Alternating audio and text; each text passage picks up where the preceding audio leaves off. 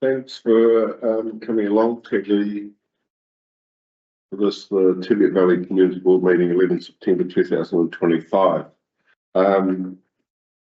Welcome this morning. We have got 3 speakers in the public forum, which we'll hear from shortly.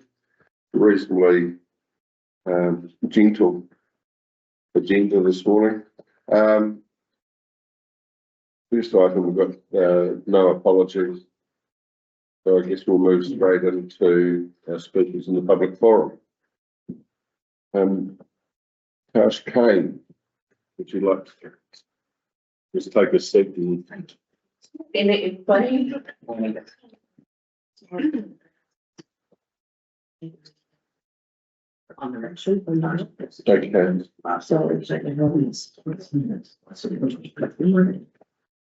4 speakers. So, good morning. So I am Tash and I'm manager of Alexandra and District Youth Track. And we have come to apply for some funding to help us to continue to run our programs down here in Roxburgh. So we are lucky enough to have the Roxburgh Scout Pool there that we work out of. So our team come down twice a week.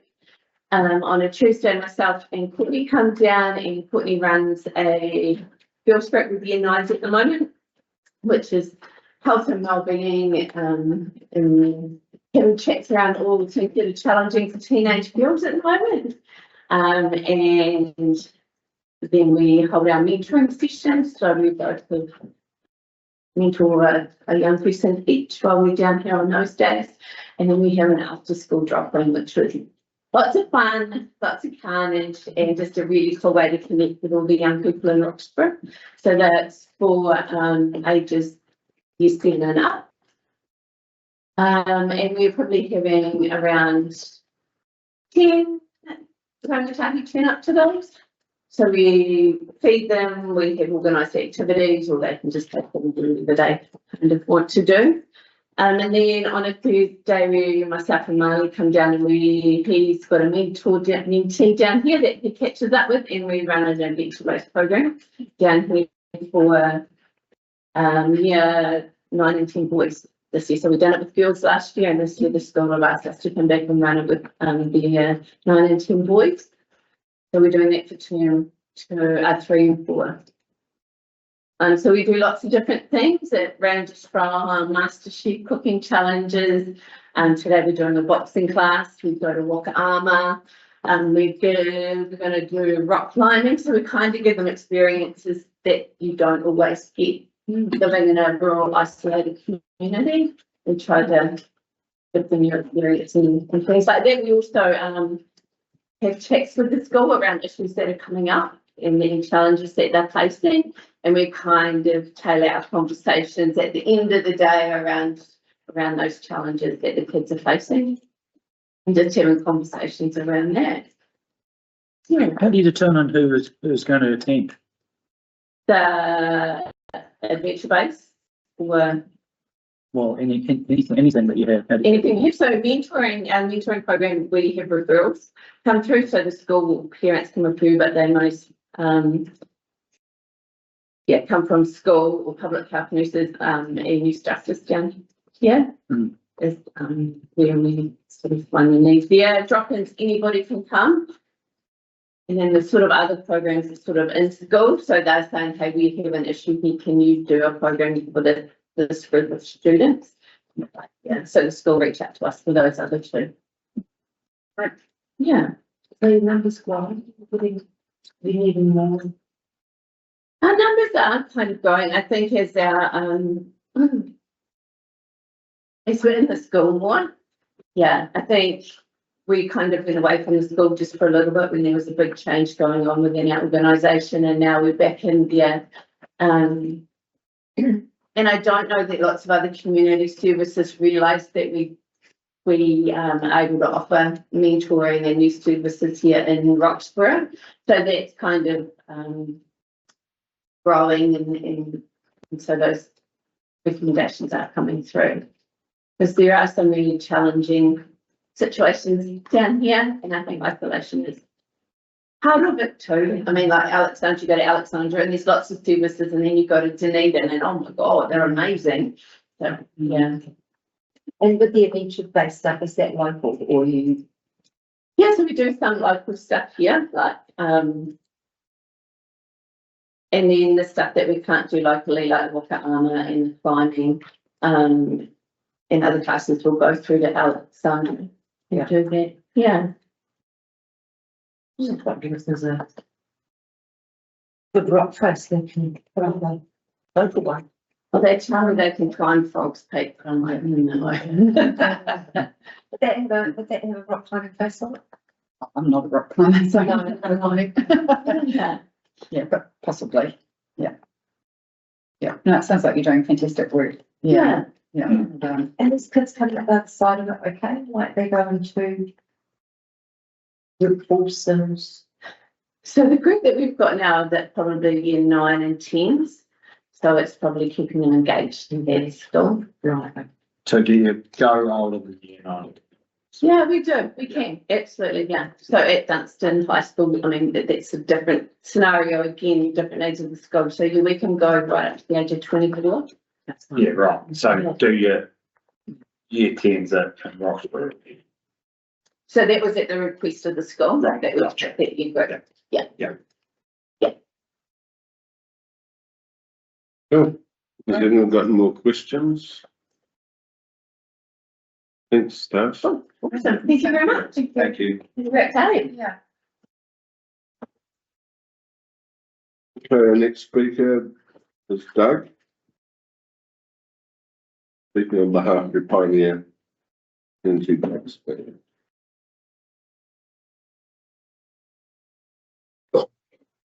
you, Mr. Chairman.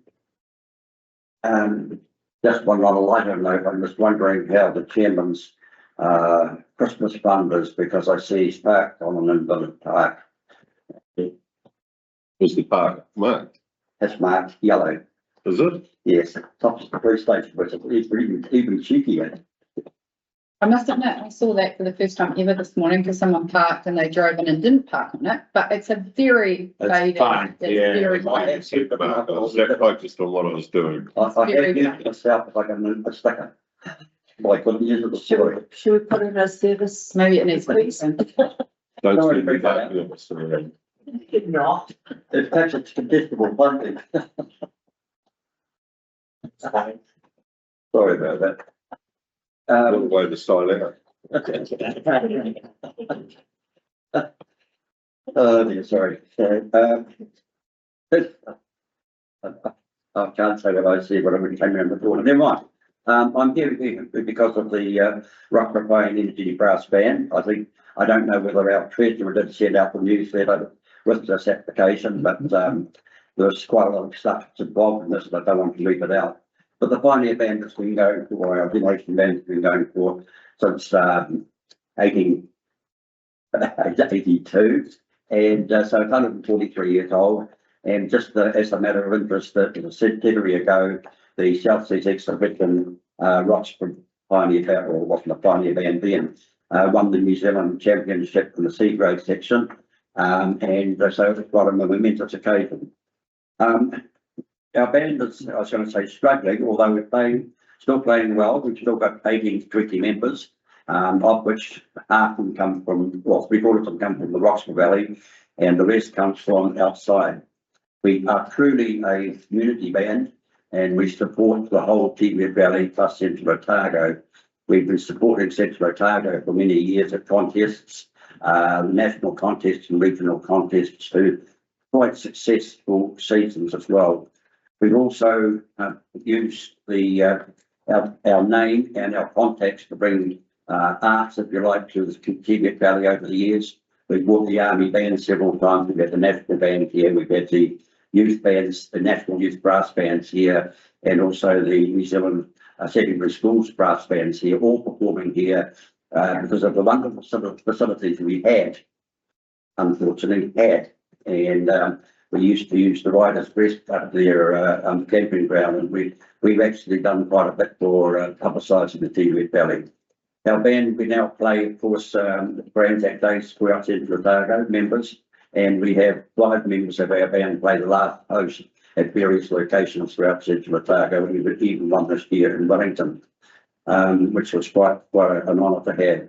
We play out at Wanaka, rest homes, retirement villages, Cromwell's, same sort of thing, Alexander, the same thing, and we used to have concerts here in Roxburgh, but unfortunately, sort of limited. So in other words, we've limited a little bit our income, so to speak, because of our contesting inability now and having facility to host these places. So, which is a bit of a shame. So we are open to see whether we can get additional funding from new people with much ability. I think, you know, the band is quite an essential thing for communities, and we're one of the only country bands left in New Zealand, which is a plus. The guy that sits beside me, who's, I've got to get my age away here, I'm 84 and he's 82. He comes from Wanaka. He's been back this night on Thursdays. And we thought the two of us got together and thought we would test the funding to see if we could get some medicinal cannabis for us to help our breath for our families, but we didn't think we'd go to that. But never mind, thought part of that. So we do have quite a lot. 3 come from Cromwell, a couple from Alexandra, and 1 from Wanaka. So about 2 from Wanaka. And they come each week, practically. Basically, every week, well, when they can. Well, the one that sits beside me, his daughters owns the motels here. Oh. The motels. Yeah. So that's if anybody's got any questions, our brass band is quite an active group. We still meet every Thursday, and we have our own facilities, our own instruments, and so forth. So we're going to keep going and blowing as long as we can. What's the financial cost to you guys for not having an entertainment centre? The financial cost to us has always been that we've run a very good Otago and Southern Brass Bands Association contest, which normally would have brought in probably a couple of thousand a year to us each time we ran it. Yeah. The Roxburgh community here bent over backwards because the facilities that we had here with the town hall was probably one of the best country areas in New Zealand. The Army Band alone have said that this would be one of the best playing, it was one of the best playing halls in New Zealand country areas to play in because of the facilities at the back, the way it was, the platform and the footprint had was so easy and playable for the players, for the whole organisation. You could come in the front, do your thing, assemble and go out the side. It was a wonderful footprint. And the acoustics they said was absolutely outstanding, and that's probably due to the fact that we designed it through, but this is getting away from the subject a little bit, through Patricia Payne, who used to be a opera singer, and she put her expertise, because she used to sing occasionally with Pavarotti and those ones around the opera houses around the world, and we designed it around that sort of thing. So it was very sought after for well-known bands, brass bands, and that's why they came here, especially with the youth brass bands, which has got nothing to do with what this application for. But it was, we have a fantastic facilities. We can accommodate them, and it's put Central Otago on the map. They could walk up the street, get their ice creams, walk to whatever they want, and it was epic. But we'd like to go as long as possible. I don't know whether we'll be able to play in the new town hall or not, but we'll see that down the track. And yeah, we're going to keep blowing and keeping the band going as long as we can. But as we can, just get up a step. Thank you. Doug, where's the nearest band to here apart from this one? The nearest band is Mosgiel. Their band is struggling. Some of their members have jumped the ship. The Invercargill, interesting. Invercargill has a very, very strong band, has had for many years. It's about 161 years old now. Their A-grade band was something to be reckoned with. It's now dropped back to a B-grade band. It's just one of those things. Gore went, and in our day, in my playing time, because I've been playing for 67 years now, there used to be a band at Clyde, Alexandra, Cromwell, Lawrence, Tapanui, Gore, Milton, Calcutta, Oamaru, and Port Chalmers. They're all gone. And there's nothing in Queenstown and Wanaka. No, never had. Queenstown? Never had. There's a woman from Alex that plays. Never had a brass band. Yeah. night band, but don't swear around here. But they don't. I thought she played in both. but No, maybe she not the Agni bags, no. does. So you, We've got 2 or 3 coming on. We've got a couple of young ones from here. We've had a couple of teachers at the school, Alistair Monteith, he's an ex-New national band player. He tries and encourages brass. Rather people have guitars and cell phones. So not everybody wants to pick up full. But I've got a relation of mine, young Pacharis, the girl, that's good. She could come to our band too, which is good. My daughter used to coach Victoria, she coached 5. But they're hard to get to commit themselves now to playing. It's not good being a brass player, although some people won't like it. Yeah, Yeah. it's a trick. But And the young kids don't stand down. yeah, but the Rochford School also had a band as well, by the way, all trained by us people I've been over the years, and it's been good. It's just a shame. It's a wee bit of a sign of the times. But we're going to keep going as long as we can, and we're doing well. We are still playing out well. Thank you, Doug. Thank you. Well done. Thank you.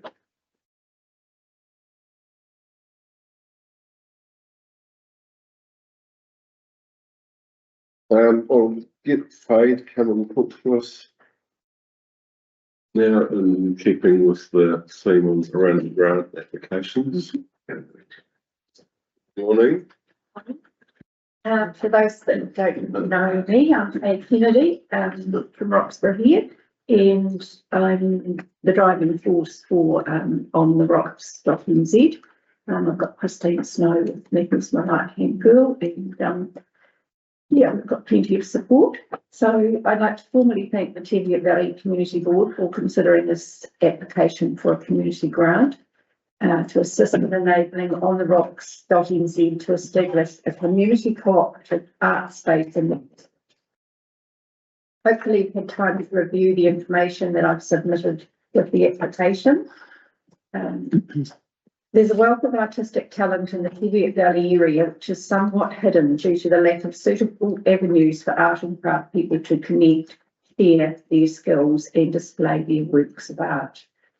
This proposed concept of On the Rocks.nz has been brewing in my mind for over 5 years, and the catalyst for launching the proposal now has been brought about partly by the availability of the building at 105 Scotland Street.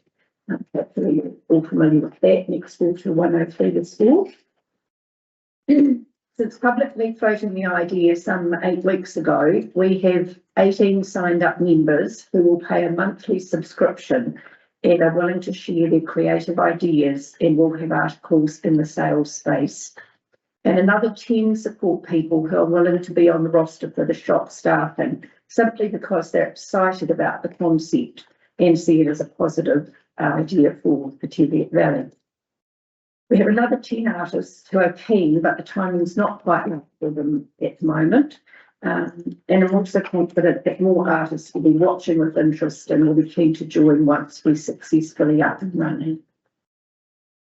The range of articles on display will include homewares and clothing made from recycled fabrics, folk and art decorative painting, jewellery made from locally sourced stone, screen printed articles, natural polished woodware, birdhouses, felted wall creations, mixed media pictures, herbal health products and handmade souvenir items with a point of difference for visitors to take away a little bit of the Teviot Valley with them when they leave. We have received some comments that, oh, it's just another craft shop, but I want to emphasise that it is so much more than this. On the Rocks intends to provide advancing education by being a catalyst for workshops to enable community members to develop new skills and knowledge. And we intend this to be courses for adults and also for children. We would link into funding from Creative New Zealand for those, and use our own crafted people and some invited people to share these skills in those. The society will make a meaningful contribution to the sustainability of our local scene, the province of Otago and the planet by emphasising the use of natural products together with encouraging recycling and upcycling where possible. On the positive side, we have had professionals who really get our idea. We have received offers of pro bono services that include graphic design work for our logos and legal advice relating to matters such as the building lease and our incorporated society application, which we're working through both of those at the moment. This concept has been carefully planned, and while we're aware that during the establishment period we will be relying on community funding to balance the books, we are also confident that the concept has a positive long-term future.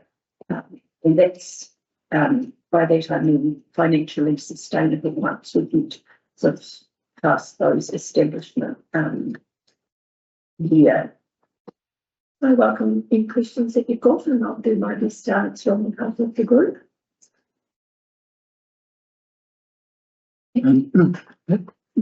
First of all, I'd say great presentation, and the stuff that you've given us is very well presented. Thank you.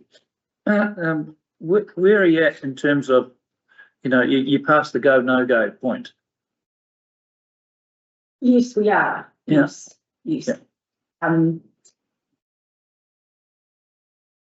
We can balance our budget, depending on the outcome of the application for today. Things could be a little bit challenging, but there are other funding avenues that, now that we've got our incorporated society application, and once that comes through, that we can tap into other funding sources if necessary. Right. So yes, we're kind of at the scary stage, I guess, that, it's good faith, and the landlord has been very accommodating with reducing the rent for the first year. The artists are all very excited and busy creating their wares, so yeah. So you've applied to become an incorporated society. When do you expect that? We've got the draft document, which is going to be displayed probably today. Once she has reviewed that, it'll be lodged, and Becky is saying that the turnaround time at the moment is about 10 days. For that to happen. Once that's all approved, then we will finalise the lease with the landlord. So Becky's working on a few calls at the moment for us. Just a question so essentially it's setting up a business, and like most businesses have to set up on their own back, and like you're asking for community grant, but would there be, if the business was well viable and you're making a profit, would you put any profit back into the community board grant back again? Because it's sort of like, most people when they set up a business, they do it themselves. I'm not again. I think co-op and everything is a really good idea, but I'm not sure about the board putting money into essentially something that is not going to hold a benefit community. Okay. So it's just Sure. In all the information, we've explained that On the Rocks is going to run as a not-for-profit group. So our organisation is just a catalyst for the business people, the artists and creators, to run their own little businesses. So On the Rocks.nz won't actually be a business as such, will be a non-profit organisation. Hopefully we will get to the stage where we're covering our costs and we're building up a little bit. We will keep a little bit in reserve for unknown things, insurance excesses if there was damage or something. As part of being a non-profit, an incorporated society with charitable status, if we are building up an amount, we won't be allowed to distribute that to our members. We will look at community groups to perhaps apply for funding. You know, and it could be the helicopter trust, it could be other local things. And also the funding, if we do get a build up of funds, can be go towards workshops, for youth or, people to share the skills that the people in our group have got, that are important to pass on to the next generation. Yes. There's a lot of talented people around too. Yeah, good. Okay, I just wondered, do you anticipate it running a little bit like the Hullabaloo Art Space in Cromwell, where they have a variety of artists and it's staffed by volunteers? Effectively, the artists take turns to be in the shop, and then people can come in and buy Yes. things, and then which I think does work really well, and it might be worth touching base with the Cromwell team there, because they've been going for quite a long time, and I think it faced some of the challenges that you might face. But I think it's really neat. One of the things that I've noticed over the last 5 years, being on the Creative Communities board that give away the grants that come from Creative NZ, is that very, very few grants come from the Teviot Valley to run things like workshops to learn quilting or watercolour painting or pastels, and we get a lot of that from the Money Toto, and I think it's probably because they have sort of space to host that sort of thing. So if that could be tied into that, I think the idea for workshops for the community would be really cool. And that would touch on Jill's point, that would be the giving back to the community aspect. Yes, yes. Yeah, we definitely. And you think with the community, and be helping as much as we can. I haven't touched base with Hullabaloo, but I have done quite extensive research into similar types of organisations throughout New Zealand. I have a good friend, a relative, who's involved with one in Keti and News has been running for over 20 years. Their township is similar to Roxburgh, and that's a passing through from Auckland to Tauranga, kind of a lunch stop place. Last year their organisation turned over $100,000, and they're at a stage where, although they're not in the greater society, they've been able to reduce the commitment that the financial commitment that the members need to put in, and they look at putting back into the community as well. So Have you seen in Mural Town? yeah. So I've looked at Palmerston, Dunedin, I've looked in with Ashkana and the North Island as well. So each little entity has its own quirks, I guess, of what suits their members and how it's going to run. And with ours, we'll be open and inclusive, and it may morph into something depending on the direction that our members want it to take. I can give you a contact for someone in Hullabaloo if you want. I've got a friend that was heavily involved in. Okay, that would be great. I tried them from yesterday actually, so they had a full day. I just have one question just around, initially you had asked each member to pay $300 and that was met with resistance. And so now that's why you're coming to us. And so you've now proposed that they pay $30 upfront for the first month's rent in addition. That seems like not that much to me. Like $30 a month, Sally, it'll be an ongoing subscription, right? $30 a month plus retaining a commission. So the full members who start the shop, the commission rate is 25%. For associate members who don't start the shop, the commission rate is 45%. And we've got a few artists that have elected that one. We've got very talented mixed media artist from Edgewood who's got relatives in Roxburgh Hydro Village. She's elected to do the 45%. She's really good. Yeah, because she's obviously. So someone starting doesn't put any money into the bigger pot, should we say? Not a capital contribution, but they pay a monthly subscription of $30 at the start of the month for the right to have their goods displayed in the sales space. You think they would consider something like that if they put something in to start up rather than just turn up? Is that... It was met with resistance, Mark, and if we ask them to put in money for a start, then can we also still ask them to put in $30 a month? The Katikati shop that, I've looked at quite deeply, they are finding that by people paying the $30 a month, the artists actively keep an eye on what's happening with the stock in the shop. If it's not selling, they change it out or ask for ideas of, you know, how can I tweak my work to appeal to the public? Rather than if they just pay an upfront amount, put their goods in the shop, they, you know. This model's been quite successful in Oamaru, Right. where they've filled empty shops with different artists with the ability to sell their photographs or their paintings or. Yes. It's been a long time since we've had, because Shelley Teviot wasn't it set up many years ago? No, The pub at to Mama. And Yes, it did. that was artists from, and bits and pieces from all over. Yeah, it's been a long time since we've had something like that.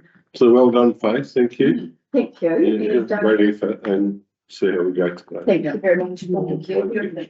Yeah, that's it. It's really touching. Yeah. Okay, Graham. Step right up. Morning. Morning. Thank you, Sarah, for putting me on short notice. Appreciate that. And I want to have a little spiel about it. It's just the backcountry voting.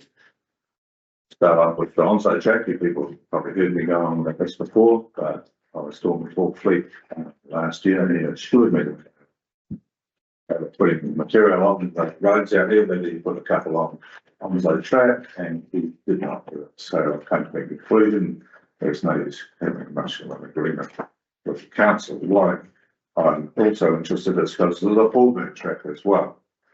And I represent the Teviot Angling Club in this because we have huts in both lakes and our huts, we have about, I think, 136 odd members in our club. And they use the huts at Hallburn. You cannot book them during the season because they're usually well booked out in advance. And the onsite hut at the moment is not quite like that because onsite fishing has been a little bit. So what my proposal is that they do a grading contract on it each year. See that photo. I'd like to see the community will follow up and see that there is actually a mentally part of that contract as well. It doesn't have to be very much each year. So say 2 loads or whatever. We have local contractors that work out full of Parker's pit and he stockpiles the material at his place. There's a big pile of it there, so it's not that the material is unavailable. And so we can see something being done. Because if I was a contractor like Paul Hogan, I would put my grade in there, that track will work, but it's just rocks and dirt. It's terrible. And to get a vehicle there. And so, and it's the onsite track's not quite as bad as the Hallburn one, but they're just grading dirt. Yeah. Just grading dirt backwards and forwards. Yeah. Point to the other things, move it all out. The first time it rains, it just goes back to what it was. Are you just talking about in the Hallburn track? Are you talking about from when you drive in the bottom of Hallburn up to the fishing huts? Yes. Yeah. Yes, to the lake itself. Yeah. And there's quite a lot of movement on that road. I've asked the council to put some movement counters on it and they're looking at it because apparently they've increased their counters from 3, they have to 6, they've got 6 counters now. So they're looking at that. I've talked to the residents from Hallburn who were doing Philip Parker's gravel out here, some of the truck drivers, and there was an assurance from the council that they would do some work to the Hallburn track over the last 4 to 5 years. Nothing has happened at all. As well. So we're having, because they put a movement counter on Timberland Road Junction and Oslo Junction, and I think it was 39 counts a day for people going through. 10% of them were heavy vehicles and the rest were just general public. So even that, and Hallburn is a way that people go through that.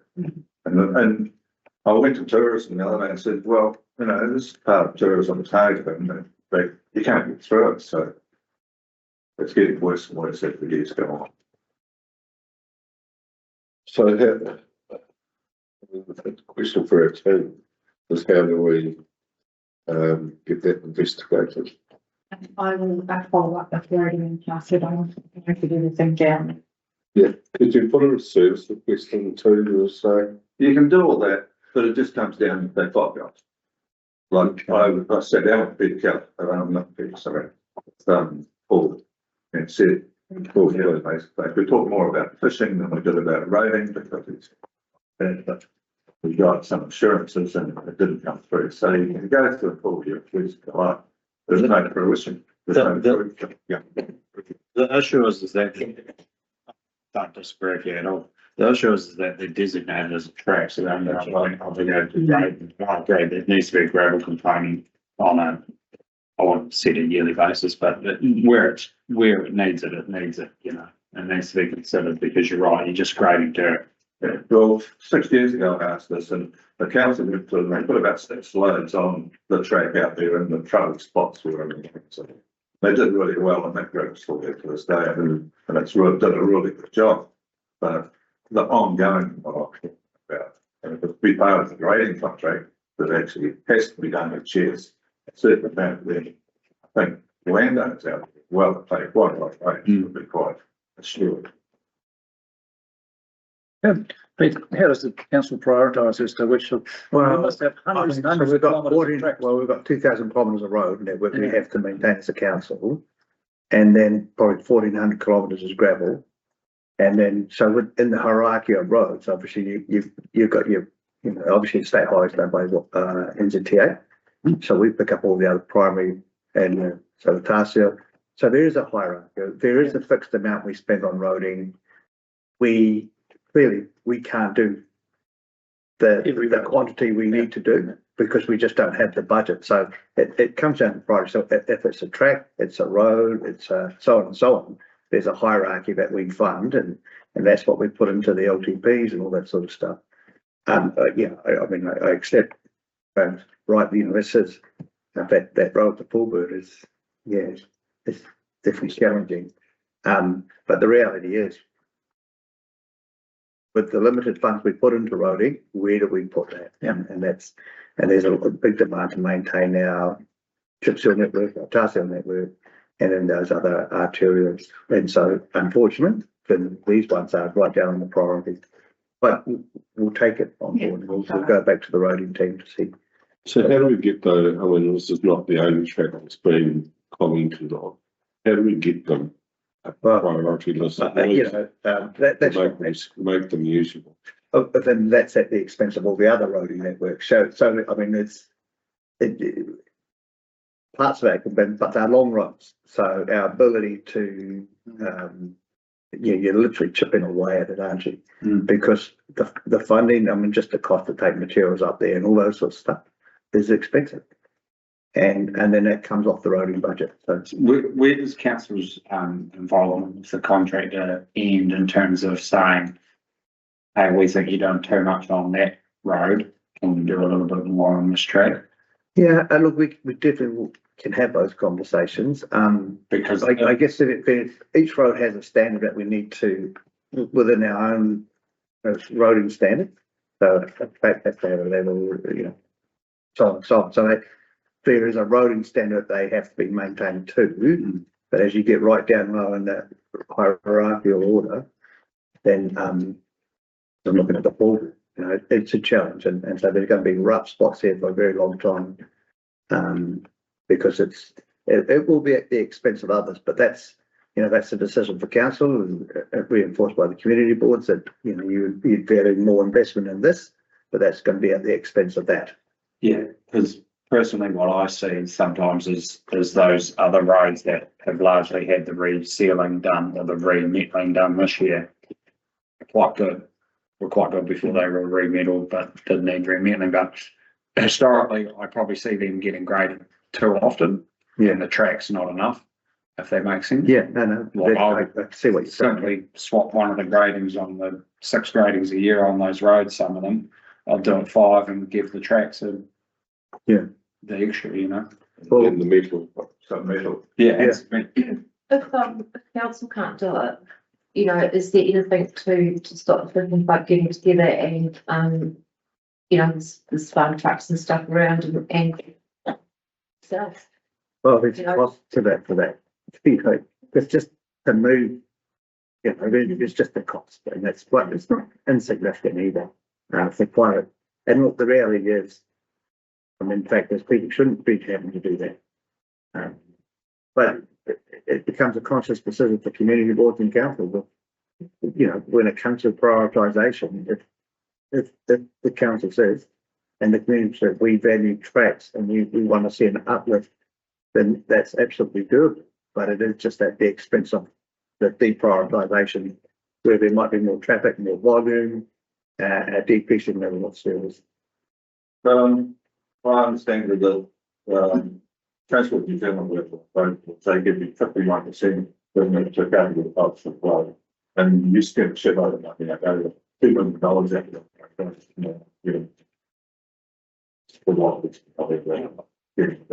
So there's certain things like historic tracks, but they get prioritised through the New Zealand. Well, we do get 51% of our road does come from NZTA, that's for sure. And they'll look at our plan and they'll assess it, and invariably we'll ask for more funding, which is just the nature of how councils operate. And then they will tell us what they're going to give us. I think funding through roading has gone down this year as well, hasn't it? It has. I mean, because, you know, they're investing more in those roads of national significance in our city. Well, we've been to Christchurch 4 times in the last 2 months, and there's been nowhere done to the roads at all. They are prioritising elsewhere, I think. No, Not one. yes, so the money's drying up. Now, I understand that, but still, when you say you're going to put a couple of lanes grab on the road, you don't do it. No, that's right. If we say we were going to do it, then we should have done it. Yeah. We shouldn't have given that undertaking if we weren't going to do it. Well, it's a real undertaking, so I've got to go to ring one, I've probably been treated the same way, so I'm just. No, well, we'll definitely follow up on that. Yeah. Well, thank you for listening. Thanks, Graham. Cheers. So, will you guys follow up and Yeah. come back to the board or Yeah. come back to Graham? Back to I'd Graham. like to come back to the board, please. Yeah. The new board. Yes, that's a reasonable expectation. Okay, that's the end of our public forum session. Moving on to the next item, I take the minutes of the last meeting as being read from the meeting on 31 July. I'll just move that be accepted. Can I have a second, please? I'll second that. Thanks, Jill. All those in favour say aye. Aye. Those against say nay. Okay. Item 25.5.1, declarations of interest. We all know the drill on that. If members have got any conflict in the items on our agenda today, can I raise them now? Okay, thank you. Item 25.5.2. Our first report, consideration of the provision of a chairperson's gravestone. Alex, Hopefully you can hear me beaming from somewhere. And thank you. And it's really nice to be here for your last meeting, especially sandwiched between so many community items. I'm quite a short procedural item for you today. A year ago tomorrow, we workshopped the changes we made to the grants policy, and part of that was this provision of a chairperson's fund to allow some flexibility to meet urgent community needs between funding rounds. And the decision we're asking to make today is to operationalise that. The option we've given you as recommended is the closest we had to your feedback and all the board's feedback with the highest degree of flexibility. So it won't ring fence any funding out of the current funding round, but it will enable decisions out of anything left over up to those capped limits. Bex, is there anything to add? No, thank you. I guess, does everyone understand what how this is gonna work. Where does the fund come from? Does it come out of our reserves? Yeah, out of our grants budget. If it was lucky you had bought it for your grants budget, but you guys are pretty resilient. That's it. But I've got that question, we discussed it at length Yeah, and I one think, time there. Yeah. But thank you, Alex. Thank you. So this is happening on every ward or just ours? Every ward. Yeah, And the size of the chairman's grant is commensurate with the size of the ward or? No, what Alex has suggested in the paper is that it's a standard across the board, isn't it, Alex? It is, yes. And I was initially a little reluctant because of your general top isn't that high, but things don't happen very often. And it's just to allow some flexibility if an urgent thing comes along. Yeah. For us to consider it outside of the process, outside of the timing of the process. and it goes through the same due process. Yeah, so it's got to, they don't apply. I've got to assess it, and it's only for grants of under 1,000, so. Yeah, So what do you see as being? An example of, Salvation Army was having a, community garden in Alexandra and needed some consent fees, like $350. Yeah. So they needed to pay and get reimbursed. So something like that would be a prime. it is totally reliant on the amount of money available that hasn't been Allocated. allocated. How often has the board been sort of put under that? You know, how often has the board been approached with sort of like an emergency?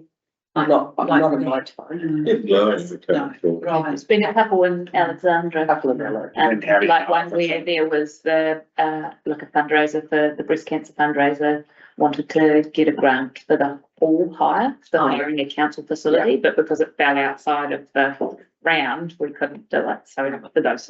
So be that sort of thing. yeah, no, makes sense.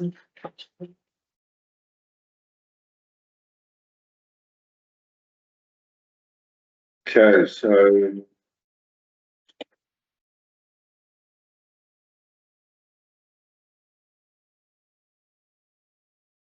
What the recommendations? Yeah. So recommendations are that we receive the report and accept the level of significance, agree in principle to establish a chairperson's fund. So authorise the Teviot Valley Community Board Chair to approve applications under the chairperson's fund in accordance with the grants policy. Does that means that it's still going to come to the board, doesn't it? It's not just. So each funding round, there will be a little section in the report that states there's been X number of applications for the chair's decision, and then the board gets notified about it. So he made a decision outside of the community. So, So you'll make a decision on a Wednesday night if someone called you, you know. Like, No, once I assess the application and said this is all kosher. Yeah. so that it doesn't come to the board as such. So it can't be a member of the public coming to the board and say, hey mate, can you give me some money? But it doesn't have to come to the community board meeting is what I'm getting Yeah, it doesn't need to come to the Right. board. That's the essential element of it, Yeah. but it will be reported back to the. board. Yes, that's more. As long as it's clear on that. It's all like to get. So it'll come to you and then you'd assess it based on the criteria that we have. Yep. And then you'd say pretty quickly, presumably, and you'd go, yep, that sounds good. Off you go. Talk to the chair. She makes a call like you guys will be today, I'll give you other tips. You've got here like 2,500, but because this never been called on board.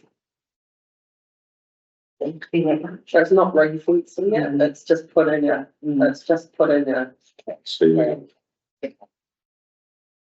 Okay, item 3 notes the chairperson's fund enables grant of up to $1,000 per application. And the total amount the chair could allocate, and this is per year, isn't it? Yeah. Is $2,500. He notes that the funding is not ring fenced and is dependent on the amount remaining after each funding allocation round. So it does provide very much a limit on what can be allocated by the chief.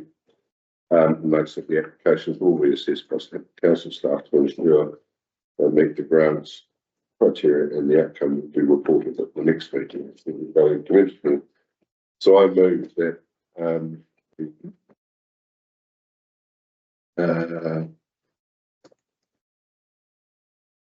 follow those recommendations. Does anyone got any else? All those in favour say aye. Aye. Those against say no. Carry. Thank you. Thank you.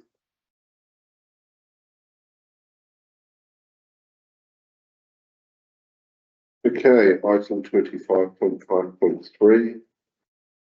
Community and Events Promotion Grant applications. This is the first funding round for this financial year. In Rebecca. Well, you've stolen the opening line. This is the first funding round. Sorry. Normally the board has $3,000 to distribute. That was $5,000, but it was adjusted with the museum decision that was made last year. However, given the level of the Teviot Valley Community Board grant reserves balance, which is $23,575, there's no specific budget has been set for grants, and we're using that reserve fund. The board is free to make allocations within this amount. 3 community grant applications were received, requesting a total of $10,000. No promotional events grants this time. As year one of the long-term plan, the board is able to consider applications for multi-year funding. This is a 2-year LTP, therefore the board can fund organisations for up to 2 years. So that's another adjustment we made to the grants policy, just to take that burden off the brass band coming back year on year. To align it with LTP so that you know that there is grants budget, that if it does not decide to say no, there's no longer grant.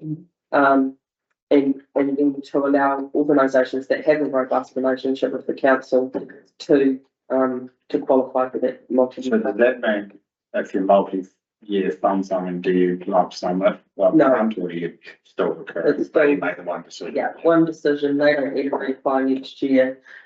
We just sort the payment out in the following financial year. I'm recommending that multi-year grants be considered for the Roxburgh Pioneer Brass Band and for Puna Rangatahi. Whilst it's only the second year for Puna Rangatahi here, they have got a well-established relationship with the Vincent Community Board of many years. They're not a fly-by-night perspective. Now to speak to the individual applications. In terms of the brass bands application, I've nothing to add. They're an amazing organisation. You've heard Doug's done an amazing job of reminding us of how awesome they are. I'm recommending the grant of $2,000 as we've requested, and that it's paid for this financial year and next. Puna Rangatahi, sorry. They first received funding from the board last year, and they're seeking an increase from $1,600 to $3,000.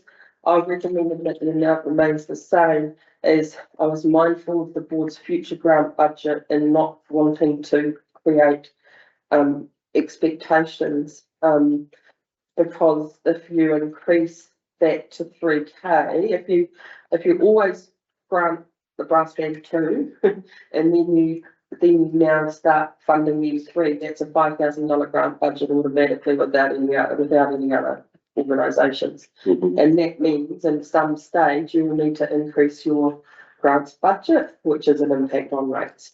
That's not in the short term because we've got this reserve, but that's the basis of my recommendation if there's no reflection on the organisation. But it's your prerogative, you have got the funds available. And finally, the recommendation, I am recommending the full $5,000 for the startup costs of the On the Rocks project. It is a different type of application. We've considered it from the get-go, is it eligible because of the nature of it, but it is. It ticks all the boxes in terms of, working for the creative sector, working for the environment, working for the social, and working for the economy. It is different, like the questions that you asked Faye when she was in, it's a well thought through project. It is a startup cost, that's why I'm recommending that level of investment, because it's just a one-off, get them started rather than an ongoing support. Again, it's just my recommendation, you free to decide however, but I am suggesting that you make it subject to the lease being signed. And that's just to give a level of, you asked about the go, no go. And it's just to have a level of comfort that it's got that step, it's signed off and ready to hit the ground running. I didn't want it to be a burn. But I thought that was probably good mark to give the board a bit of comfort. I'm happy to respond to the question.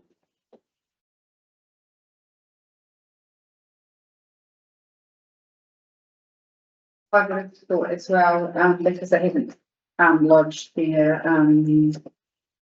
incorporated, yeah, that would so be, because that has to get done before they sign the lease. So I guess the lease is the last thing, but I think, yes, I guess if we don't pay out until the lease, then it doesn't have to matter about the incorporation, because then you don't need to see a formal entity to apply for grants of council. That's one of the.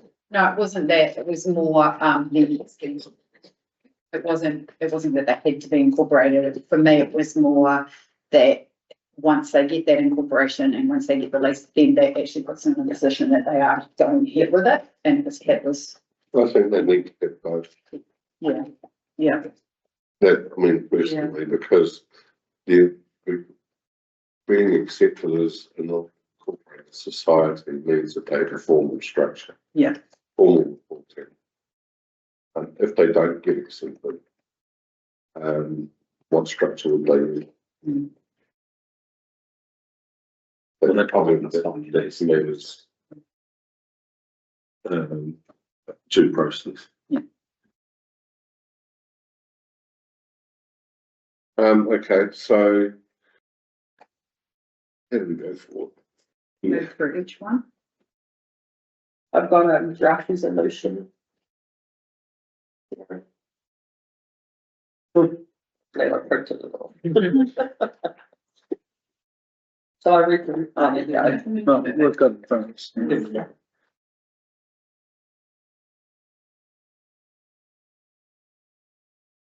Item A is that we receive the report to accept the level of significance.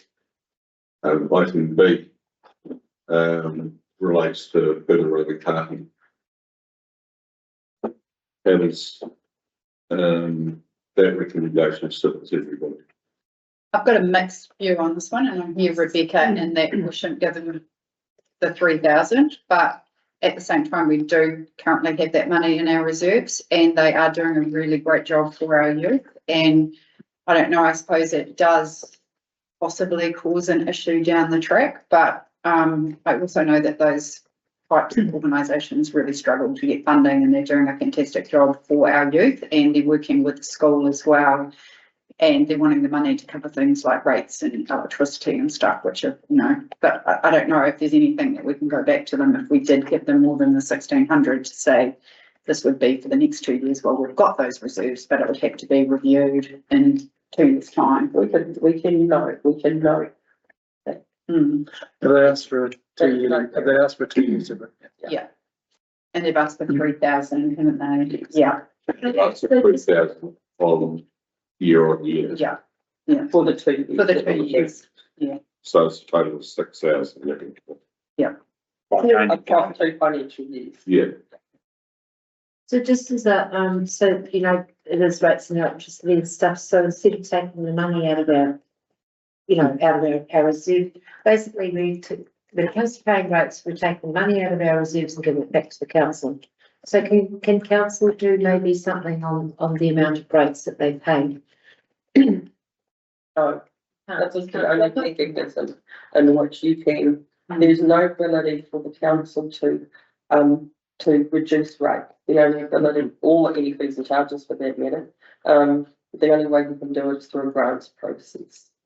And the reason for that, John, is if we reduce the rates, then us ratepayers would have to pay more money to cover what we're reducing. Yeah. So, Yeah. I can- yeah, And so that we'll sometimes Because it's- get an application for, fees on Pioneer Park or something. Yeah. And they'll say, we can't just wipe them, but there's no ability to do that. Right, okay. So is there a middle ground of 2.5 a year or something? That's, yeah, I was just thinking, that, you know, maybe a little bit more than that, than last time, but Sounds- not as much. 2.5 sounds good. Yeah. To me. Yes. So, Yeah. now, just remind me what our grant hold actually is without, looking into the 23 grand. What our normal, Zero, it's zero. We've only got the reserves. You've only got reserves, if you think the budget at zero, Yeah. but in the normal year, it's 3. in a normal, Yeah, three. and so that, you know, when budgets are set for the next long-term plan, you may want to consider whether $3,000 is the right. Well, that's where I'm sort of heading with it. For next, Yeah. we'll have to consider that. Yeah. Because we'll have to consider it anyway, because we've got zero budget. Yeah. Well, it is in year 2, so there is a figure in there for year 2 and beyond. It's a placeholder. Yeah. I just want to just also say, I think the reason it's so low at the 3 is that we're actually getting unsubscribed because we didn't have people coming to us, and now we have got people coming to us. So I think in the next LTP, there's actually more of an argument that we could actually increase that from 3,000, because we do have these people that are That coming. was always the dichotomy, we Yeah. were asking Yeah. for, but couldn't justify it. Yeah, so, yeah. Oh, it's 2,000, Okay. 2,000 would be the number, no, 2.5. So. Done 2.5, I'm big happy. it, Jill, Yeah, I'm still on that one. Is it? Not so much. Yeah. I've been thinking all the Christmases came at once.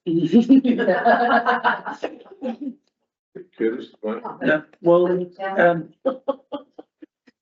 so we're committing for this, for both years for 2.5. Yeah. What do they have to do to uplift it for the second year? Nothing. Nothing. So they need their accountability.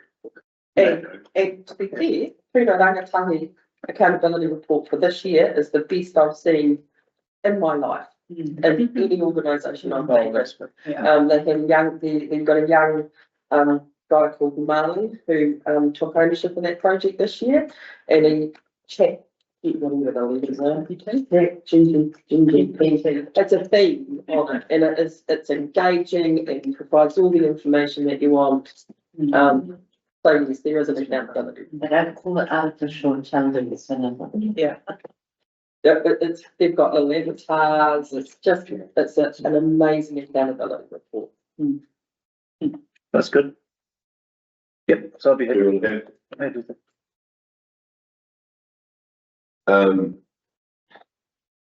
So we'll move these recommendations all this way.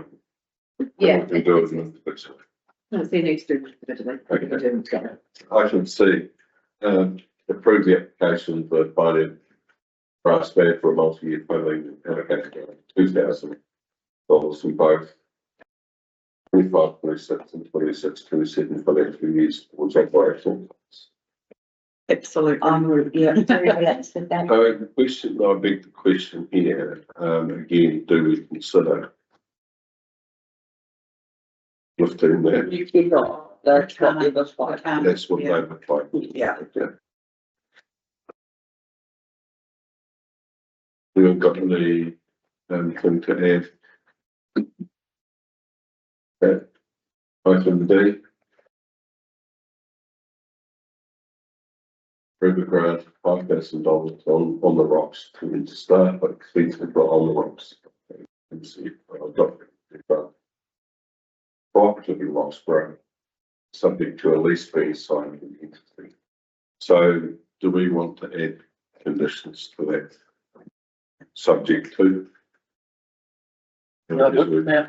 Well, last, we talked about the lease, didn't we? Subject to a lease. Yeah. The formation of the, incorporated Yeah. society as well. And then But would they sign the lease if they weren't an incorporated society? Rather than a legal entity. No, so they'd have to be. You need to be incorporated. an entity to sign a lease. Yeah. And gradually release. I'm sort of a little. So it's by default, they will be an incorporated society. They have to be to sign. By signing the lease, yeah. But do they? Yes, that's what- Now, to be, to sign a lease, you need to be an entity. There needs to be a legal structure to sign a lease. They can be jointly and separately, responsible as individuals as well. Sole trader. Oh, so you could change, well, I mean, it's simple to add the additional I- subject to, reaching incorporated society status and signing a lease, To achieve it, achieving it. yeah. So you in the grant stage, so have you been approached like in the other boards? Have they been approached for this type of money, for this type of thing before? Is this quite normal or? It's unusual. Has it been, and if it has been done before, has it been successful? I can't answer that. I don't, and a cooperative is it takes a lot of energy to do what they've done. Yeah. And so it doesn't happen a lot. Yeah, I went to a public meeting and this was a month ago and she had it fairly well formulated then.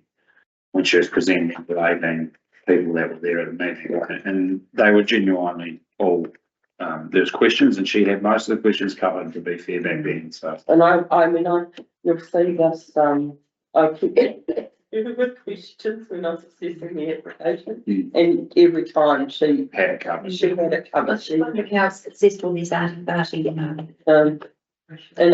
why I think it's worth, and because it is community money here, it is the public purse. But I think it's worth giving it a shot. But the hullabaloo, by funding the most. That's well before my time. They've been there a long time. Very successful though. Yeah. My thing is that she has gone to the members and asked them to contribute $300 each, and it was met with resistance. And in my eyes, when you start something up, it actually costs you money. Like, you don't get things for nothing. And like, if I was going to be a member of that cooperative, like even charging them $50 or $100 or something, because you've got to buy cash registers and all those things. Like, I don't think it's out of scope that you would ask those members maybe to contribute something towards a startup. That's my question. Well, it's difficult because those business, like the art and siren business already. Yeah. And what Faye's doing is bring it into, give it a community face, if you like. So it is on the rocks. They're setting it up, not the artists themselves. Yeah. Does that make sense? Yeah. It's cool. My concern is about turnover. Turnover of people that Yeah, no, actually, stay involved, they're not locked in. no, that's where I think the fixed upfront fees, the better one, Yeah. because then you're in it. At $30, if it's not working out for 3 months, you're out. But that's the issue to resolve Yeah. rather than this book. Yeah. But I see that as a risk to the board's money. Yeah. going in. so ideally, I'd like to say, and everyone's got to donate 100, as you said. However, it's not within our remit to be able to say, oh, Exactly. we can't do it. Yeah. I mean, it's just not. And things worries me too, and I probably shouldn't say it's pretty important, but the arts, the song has within Teviot over the last 40 years are notoriously difficult. Yeah, I they think you fall get in that that with a lot of challenge. groups. And the arts one seems to be. But I mean, the question for us today is, do we support the establishment of another community group that is arts focused? It doesn't have to be the $5 grand, it could be less. So, but the first question is do we support it? The second is how much by? I would vote to support it. No? Yeah, no, I mean, I do think I think Faith's put an incredible amount of work into it and I Oh, think it's a good idea. I just guess I've got, a couple of questions. And do we give them $5,000? Yeah, do we give them everything to start up or do they find some other funding as well? So if they Yeah, have I love requested that. multi-year. I love the idea of it. I think the idea of the card is really good. And I'm quite happy about 3,000. And then things like cash registers and bits and pieces, you could probably, would probably help get it going. We might have a cash register. Okay. We might have a cash register. Yeah, and there's They've got a budget of 200 for a second hand one by the looks of it. Yeah. bits and pieces like that, so yeah. Curtis? I think the concept's well fleshed out. She's done her homework. She knows, there's not too many questions that trip her up. It's just the execution of it in the first year is going to be the question mark.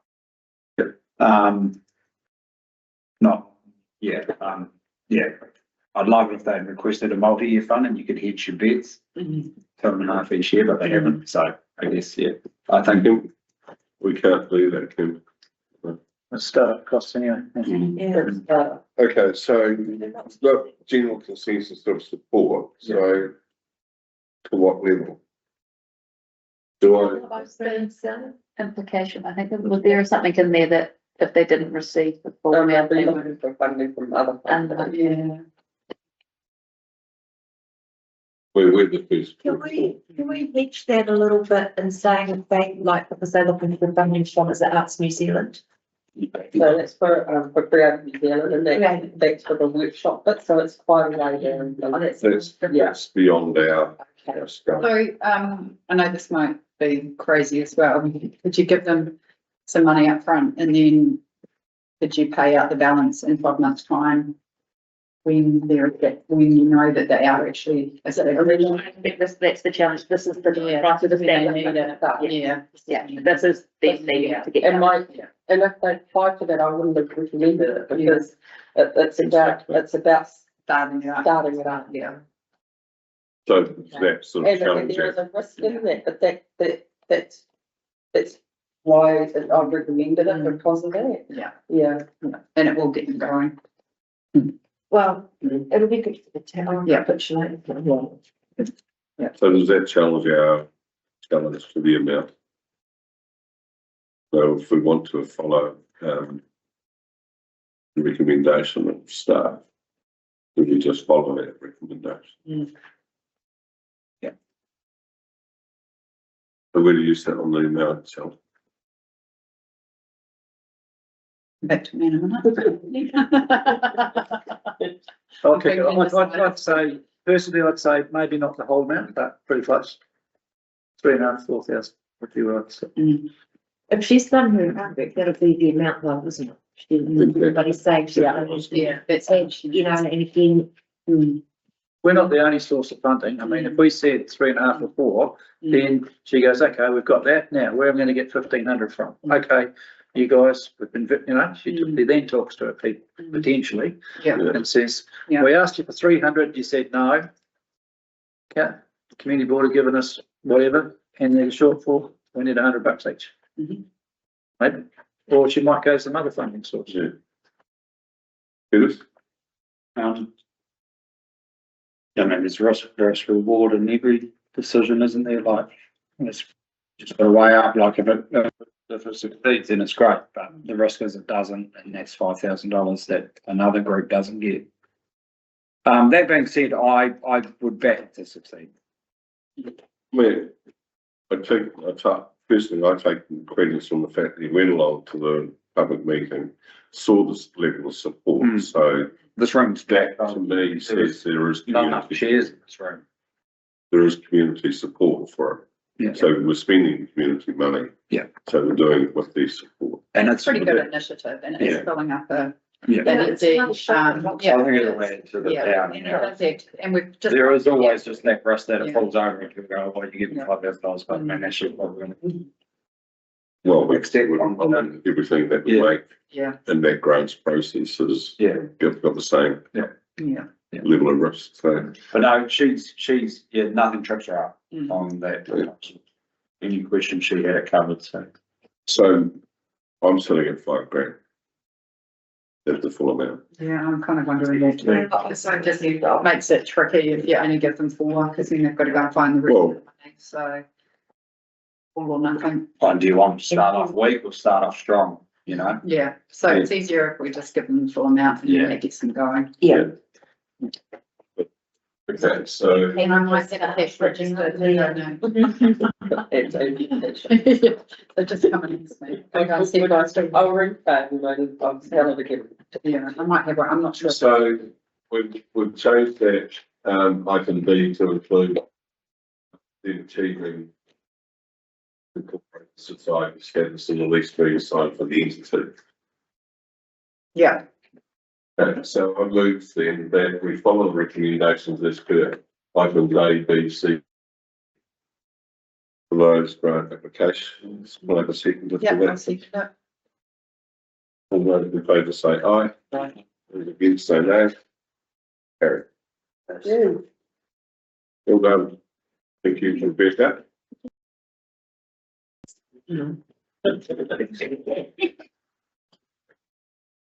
Thank you. Thanks, Mark. Thanks, Doug. Hey Doug. Thanks, Doug. Thanks, Doug. See you I'll later. make sure the park's there for you next time. I won't be here. Watch this space.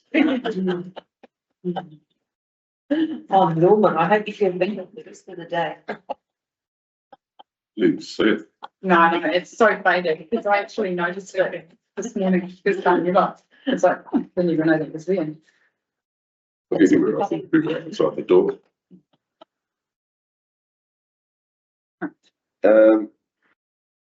25.5.4, proposed road stopping adjacent to 3168 Fruitlands Road, Roxburgh. I'll just introduce myself.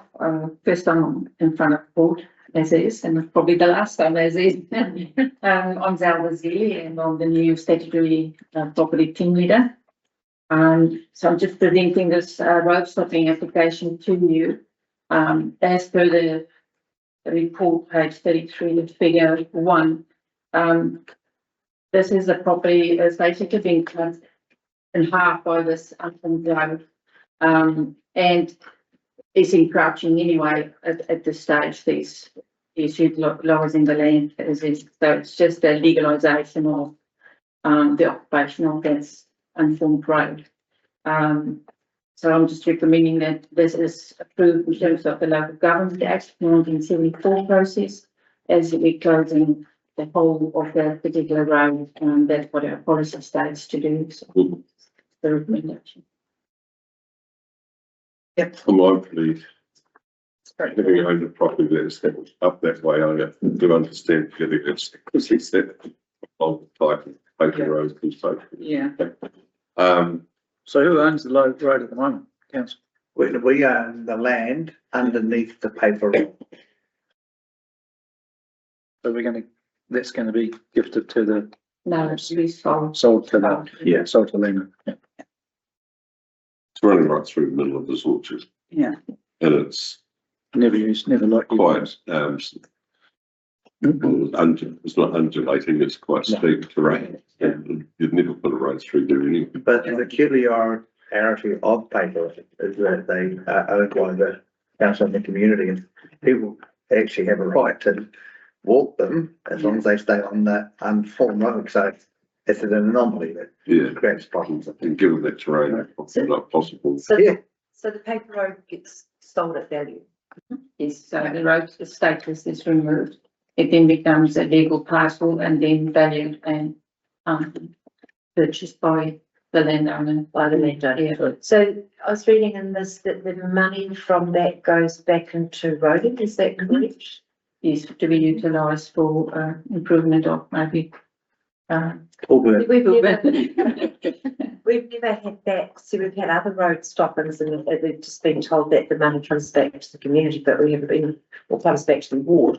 But that's the first time I've ever seen it, that money from paved roads goes back. It always goes back to road. Oh, Yeah, it does. that. It does. Yep. So what's it, like, how many square meters is it? At this stage, it hasn't been surveyed yet, so there's, can't give an indication on that. You've got no idea what. No idea at the moment, no. On Millers, Well, remember Millers 3 years ago, that was valued at $129 a square metre, and that's land you could do nothing with. Okay, so we've been asked to consider this road stop. Can't really consider what the influences of. No, but the value. Yeah. It's not value. No, I think it's pretty straightforward. Yeah. Yeah. So. But have we got any idea? Is it $100,000 piece of road? Is it? It's 10,000? I spoke to Dave this morning. No, it's in the early stages, so they haven't done a valuation on it yet. But that will come, and I guess if the valuation wasn't what the landowners are going to have an option whether they go ahead with it. They'll negotiate. Yeah. If you want to use a measure, suggest that somewhere between $5,000 and $10,000 a hectare is what the land is going for at the moment. So kids. Yeah, that'd be cheaper end of it, but yeah. And we're giving them. Yeah, yeah, yes, Yeah. So in short, yes. it's not millions of dollars. So the recommendations are that we receive the report and accept the level of significance, agrees to recommend to council to approve the proposed to stop the unnamed unformed road adjacent to 3168 Friggins Roxburgh Road. And C, that we authorise the executive to do all necessary to give effect to the resolution. Anyone got any comments, questions, objections? Okay, I'll move that we follow those recommendations. I'll second it, I'll please. second that. All those in favour say aye. Aye. Those against say no. Thank you. Carried. Yeah, she said. No, I no, with that, I'm in full agreement. We're all in agreement. That's it. Sorry, my second there. I just accidentally said no. I said aye, and then I said no, and yeah. She said to buy it. I'm just a typical one. Change it. Okay. 25.5.5. The mayor's report. As we come to the end of this triennium, it is timely to reflect on the work of the Teviot Valley Community Board and the progress made across our ward. The board has been a consistent advocate for its communities, ensuring that the district needs and priorities of Millers Flat, Roxburgh, Ettrick, Lakes, Roxburgh Village and everywhere in between have been at the forefront of council's decisions. I want to sincerely acknowledge the commitment, energy and passion the board has brought to its role. And through this partnership, so much has been achieved and challenged, I would argue as well. The Roxburgh Pool completion and opening, the redevelopment of Grover's Hill, the youth-led bike track initiative, Millers Flat Sports Hub redevelopment have all made excellent progress over this time. And I know people are looking forward to swimming this season. The board came out strongly for public facilities like the Millers Flat Pool and the LTP that's seen this retained. Looking back over the past 3 years, it's not been without challenges, from rising costs to the impact of the reform process and the decision to stop mowing berms and put the money into other green spaces. The resignation of Russell, but that sadness was certainly tempered by the arrival of Curtis, who has undertaken a power of work to get up to speed with the team quickly. The loss of the Roxburgh Entertainment Centre on Waitangi Day was a devastating blow for the community. While the valley is resilient, it was still a huge shock. The appointment of a community steering group to drive the rebuild project in the future is exciting, and it will be great to see this progress over the coming years. I would also like to offer my sincere thanks to each and every one of you for your dedication, commitment and enthusiasm to all the work you've undertaken over the past 3 years and more for some of you. This triennium has been a very challenging time with reform, information, misinformation, worry, recession, rising costs, and many in our communities genuinely doing it tough. you're certainly not here for the money. You're here for the community, to work together to make informed decisions that are the best for the people of today and the future generations of tomorrow, which you have made with courage and insight. I'd like to also take this opportunity to thank Noel. Your time on the board has been marked by a steady hand, a tempered view and quick wit. You will be missed around this table, but we do wish you and Lou all the best as you spend the coming months juggling multiple grandparenting duties, which I have heard that you're quite adept at now. So I'm sure it won't be too much of a challenge and you will continue to shine there as well. So I just wanted to give you a very small token of thank you. Yeah, wish you all the best. Oh.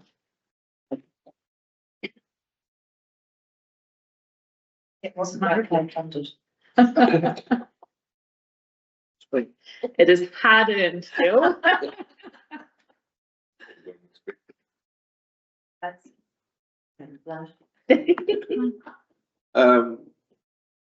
Well, I'll follow with my chair's report, but I just move that Tony's report be accepted. Yeah. Another second of that. I'll second it. All those in favour say aye. Aye. Those against say no. Carried. We'll talk about stealing thunder.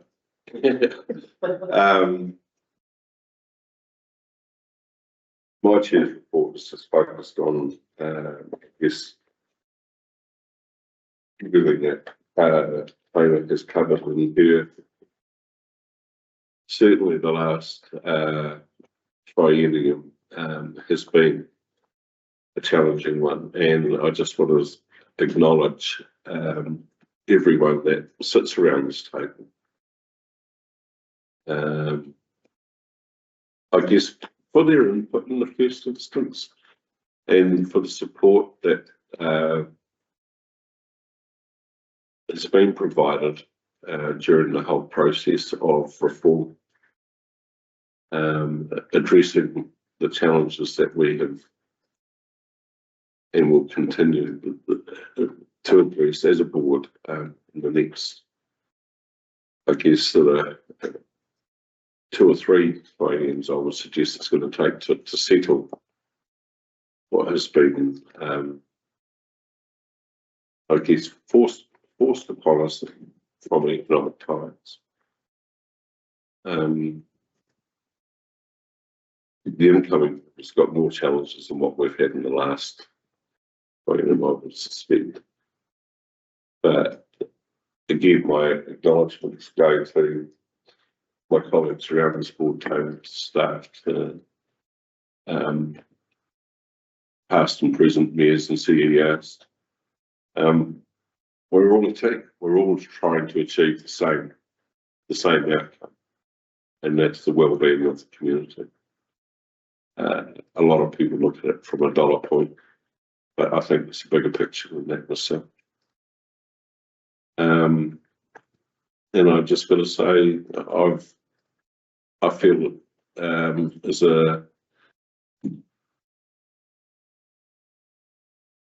an individual to be able to have been able to contribute as part of this team, it's been a real pleasure and it has been a privilege. And I just like to take the opportunity to say thank you for your support from the community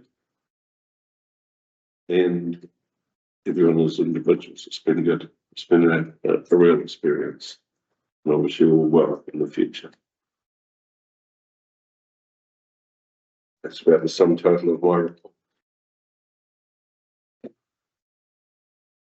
Let's move that be accepted and accepted. Yeah, I've seen that. Those in favour say aye. Aye. Those against say no. Carried. If I could say, as a deputy chair and a member, thanks for everything you've done, Norm. It's been great to have your leadership there and your insight into the community. It's been fantastic. You know almost everybody that moves, anyone that moves around town, you know them, and that's been very, very useful. And your pragmatic approach to issues and calmness has been well received. And, thank you very much for what you've done, mate. It's been great. Thank you. I mean, your Herculean effort with the rest home, got to be acknowledged too, you know, and starting what you guys have done. Mm. Yeah, it's real bumpy here for a while.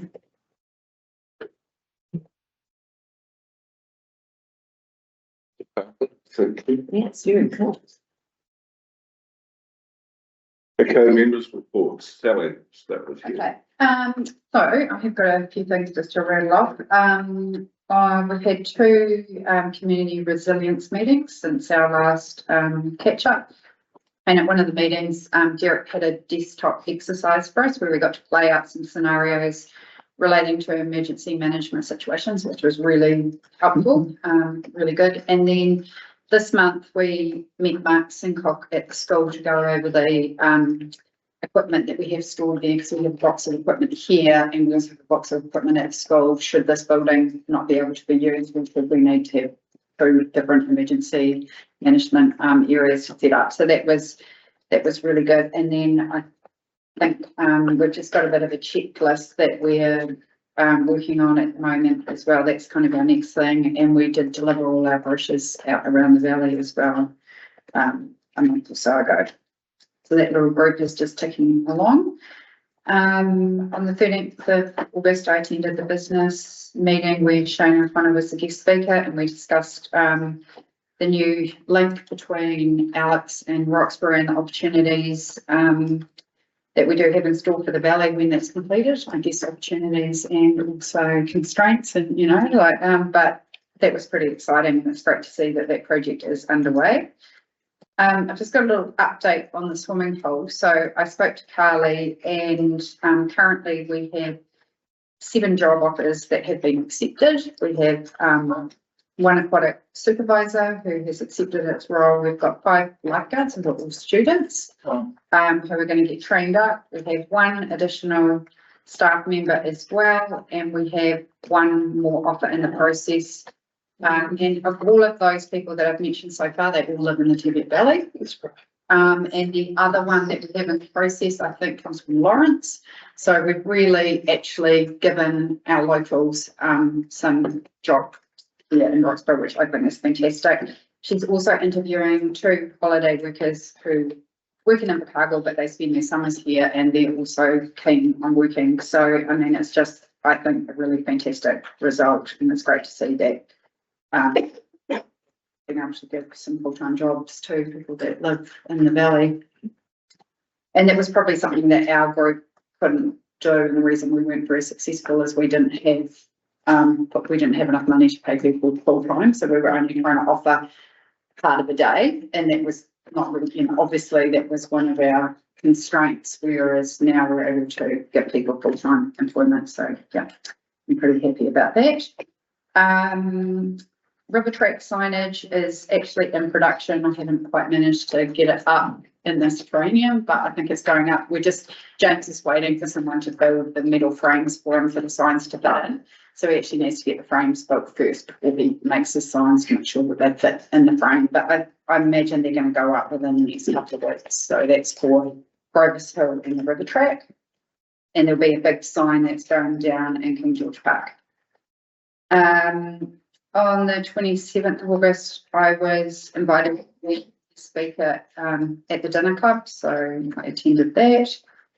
On this last Sunday, actually, 7th of September, we had a native planting day down by the swimming pool in conjunction with Rach from the High Haiata Trust based up in Clyde, and they had got $1,500 worth of plants funded from Contact Energy that they donated to our project that we didn't have to pay for. And Rach came down and gave us some expert advice of how we do the planting. We had about 15 people, I think, turn up on Sunday, which was really awesome. We didn't get all the grasses planted. I think we've got I think we had 300 plants in total, about 300, and we've probably got another 140 to put in. I've got a few people hopefully coming to help me on Sunday to get them in the ground. So that is pretty cool. So we're just sort of, our vision is that we just slowly work along that whole area that got where the poplars came out last year, all the way from the pool to Tweed Street, but we're just going to tackle one area at a time. And I can't say that I'm a native planting expert, so this is going to stretch me a little bit because we're a walking committee. We're a pretty small group, and now we've kind of branched out into native planting as well. So I did have some great people from the community that came and helped, that sort of going to offer a little bit of help while those plants get established. And Carly, there's a hose on the outside of the swimming pool that we had to put in for our building consent, and she said that she's happy for some of the staff at the pool to help us water the plants along the bank as part of their job. So that would be pretty cool as well. And we're very lucky because most of the times when you do those sort of plantings, it's just a dry water planting, and you don't actually anticipate that you're ever going to water them because it's too hard. But that bank is quite gravelly, and I think if we can chuck a little bit of water on it every now and again, it should just help them get in. There's a hose at the pool, yeah. So that makes it quite easy. So yeah, it was really great. It was really great to get members of the community come along, and I have to say our walking committee we're a really small group, and we've got Stu Edgecombe on our group who's 84, and we've got Anne Hill as well, and she's not young either. And they both rocked up on Sundays. Stu even came with 3 thermoses and a whole lot of cups and tea and coffee, which was really sweet. But, you know, he said to me, I had to come because I'm on the committee. And then he came on Monday to see me, and he goes, oh, fantastic. And, you know, bless him, he was there with a spade and trying to help. And, yeah, so it's pretty cool what we have managed to achieve. And I just hope that we can kind of get more people along helping us as we continue along that bank. But I think the way that I've looked at it is that you just start, and you start small, and you do what you can do, and then you tackle the next bit and do what you can do. But we did have to do a whole lot of grubbing because it hadn't all been sprayed, so we had quite a lot of work grubbing along the bank, which we haven't finished yet. So that was that. On to my council report. 12th August, we had a council meeting to approve the Southern Water Dunwell Partnership, and I did follow up in the bulletin with some information and some facts about that.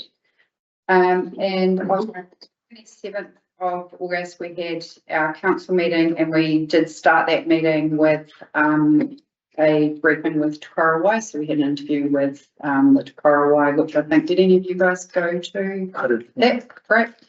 And just from the council meeting, a couple of things I think that would be of interest to this board is obviously, first of all, the Millers Flat Hub was given the sign off for this project to go ahead. So that was unanimous, and the board gave us a good report on that. And we have also agreed to a public notification of Parks and Reserve bylaw, which will be consulted on post-election. And this bylaw really is to give effect to a whole lot of things. So it's freedom camping, it's people parking on reserves, it's noise, it just gives effect to a whole lot of stuff. But the main thing is that that consultation won't come until after the election, and then depending on the outcome of the election as to when the next election. Does it cover trading? On reserves? Yeah. It did. I think they need another concessionary to do that, Yeah. you know. Because there's a bylaw for that lapsed and I thought it was being Maybe it talked is. about in that. Yeah, maybe it is. So far, Yeah. double check. Yeah, there was quite a bit in that bylaw actually, wasn't there? Some trading in public places. Yeah. There was some specifics. Yeah, she just done it where she likes to make things. So I don't know if it's right. but it's not part of that. What it cover trading in a park? It's, yeah, it was at the. Oh, just a question, Yeah. sorry, tracking. Yeah, sorry. Anyway, that's the end of my report. Thank you, Sarah. Jill?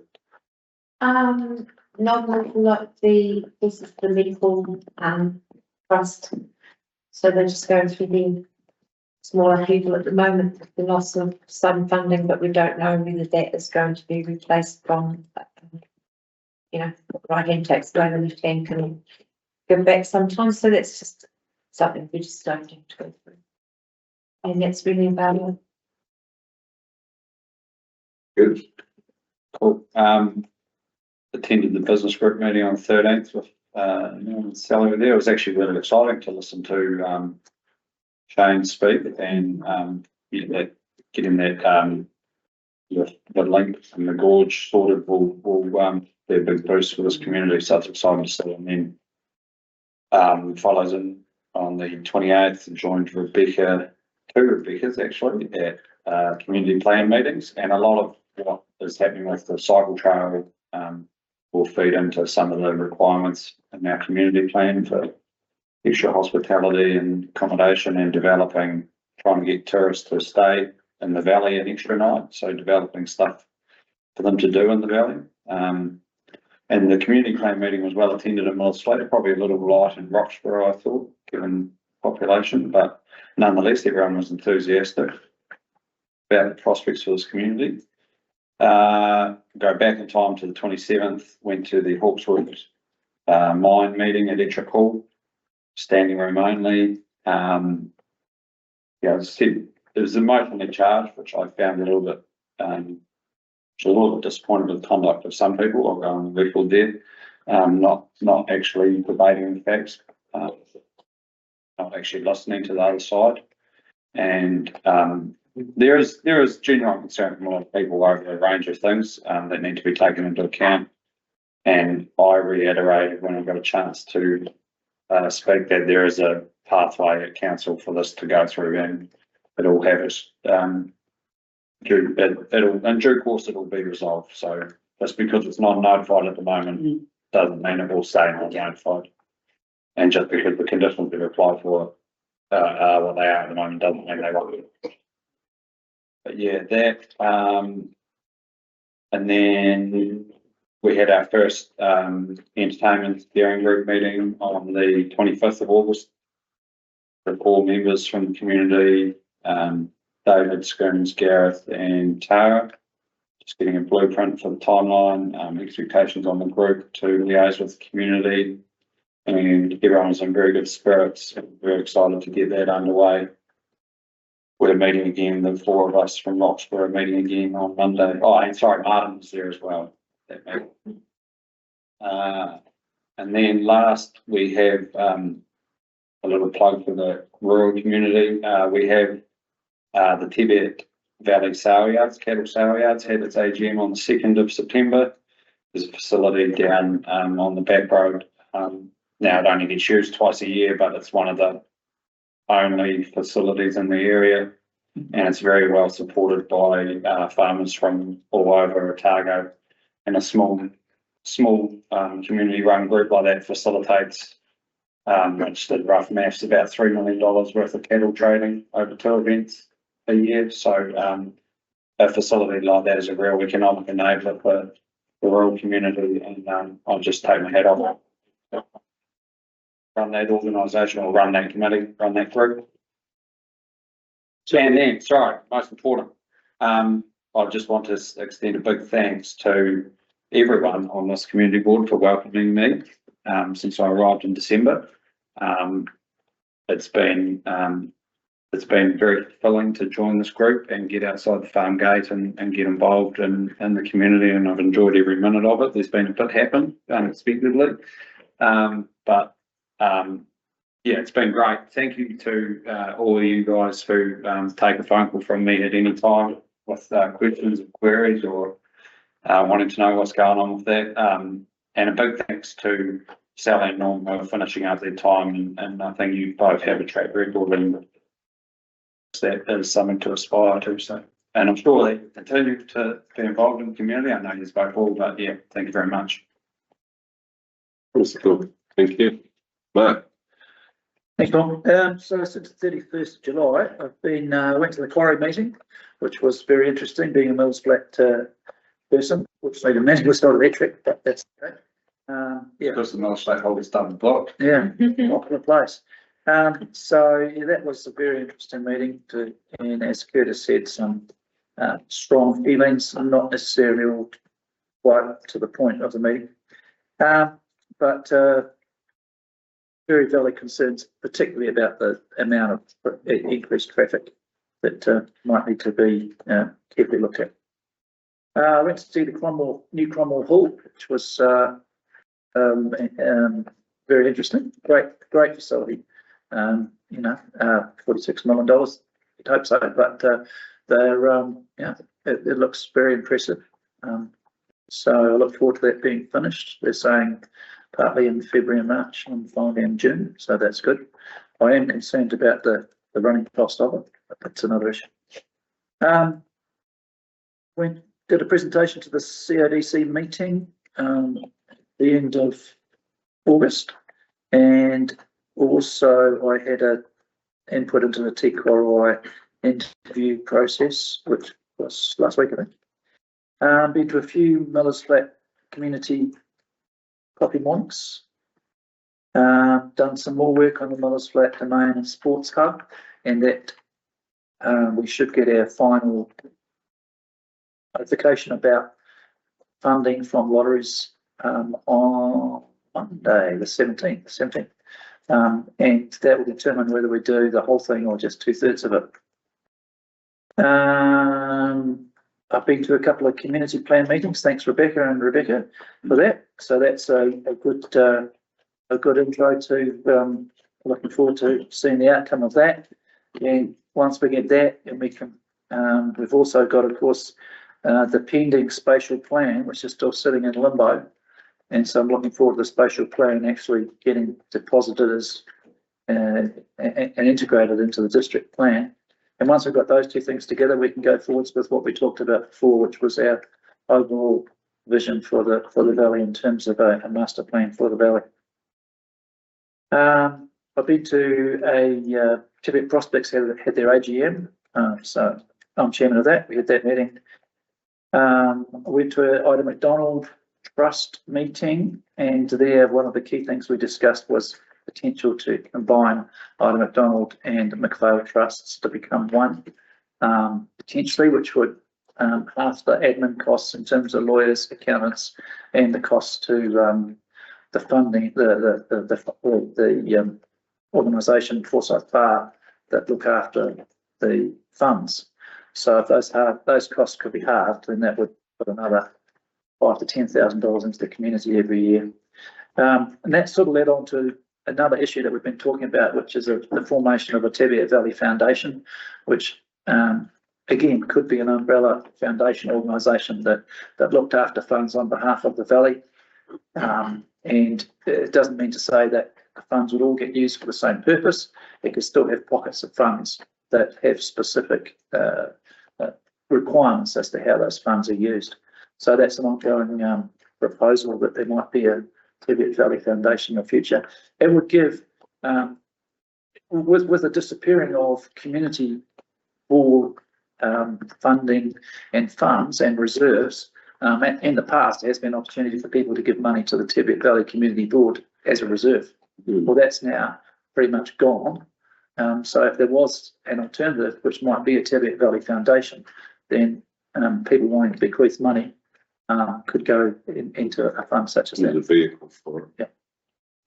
I had a chat with the police about some cameras, community cameras, potentially. They're still looking to see if they can put some security cameras, and mainly in the main street. But their policy is that they don't fund those. So that's something which, you know, is a potential opportunity for people. I've asked Gordon regarding Pinder's Pond, I've asked Gordon to have a look at that gravel road there in the turnaround before summer. That's there's a hell of a lot of potholes there. It's only a small road. It's a lot of heavy motorhomes and stuff like that. It'd be good to have a few holes in that fill. So I've asked Gordon to sort that out on the Pinder's Pond. Went to a business group meeting talking about Roxburgh sign. So there's the sign by the toilets. We're talking about upgrading that sign to be a more modern looking thing. And done a little bit of work on elections coming up. And also I have had a week in Fiji, which is really good. And finally, I'd like to say thank you very much to Sally in particular for everything you've done over the last, is it 9 years as a community board and councillor. It's not only what you've done there, Sally, it's what you've done outside of there with Grover's Hill and the walkways. And I couldn't name all the different things that you've done, but you're a real doer. And you're a real ideas person as well. And I really sincerely thank you so much for everything that you've done over that time. Hopefully you'll stay doing some of those things. And whenever you come to prospects meetings, you've always had a very full calendar that you tell us about the things. And thank you at the bottom of my heart for the things that you've done for the community. It's been really fantastic. It really is. And please carry on.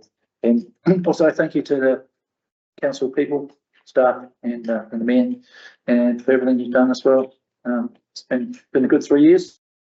Learned a lot, and hopefully I'll have another 3 years in the near future. It's as Norm said, it's changing times.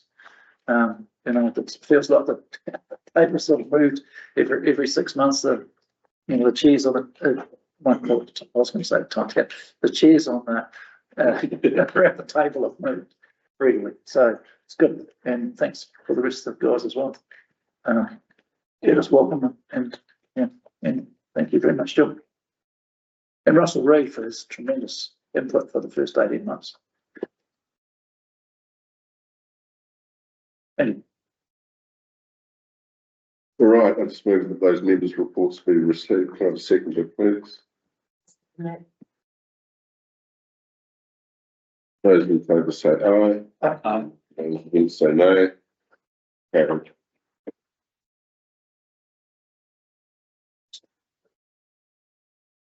Governance report.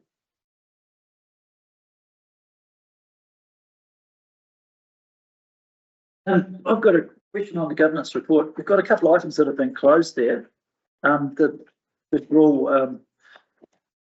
It's amazing how long it takes to get the inventory done. Great, it's done. It's fantastic. Yeah. So since March 22, which is before my time, it's now finished. So that's great.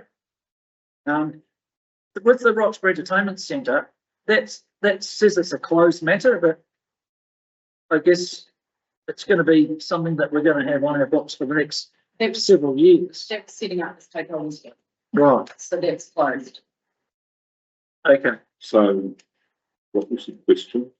Well, so is it no longer classed as a, what do we call this? It's open. Oh, sorry. Okay. Sorry. So the bottom one's closed, the top one's open. So that one's now open for that one, we'll just close the formation of the state. I get it.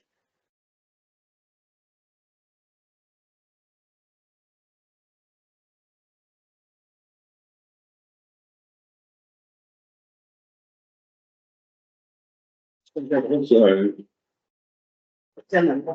we've got Dylan.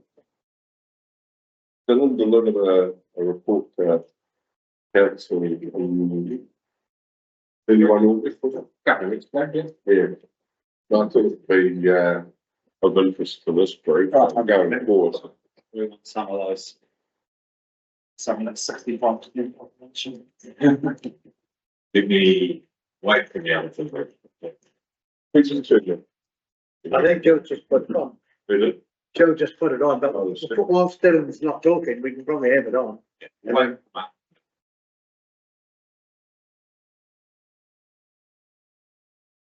Well, were there any, well, I guess, were there any particular focus points you want me to talk to?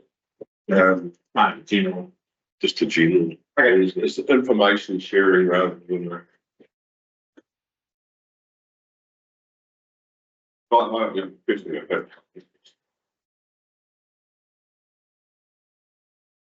given, I guess, the personal story around what the step development in the valley around, just to this the horizons of that leadership. And there's a lot of interest in obviously around players and some numbers out there.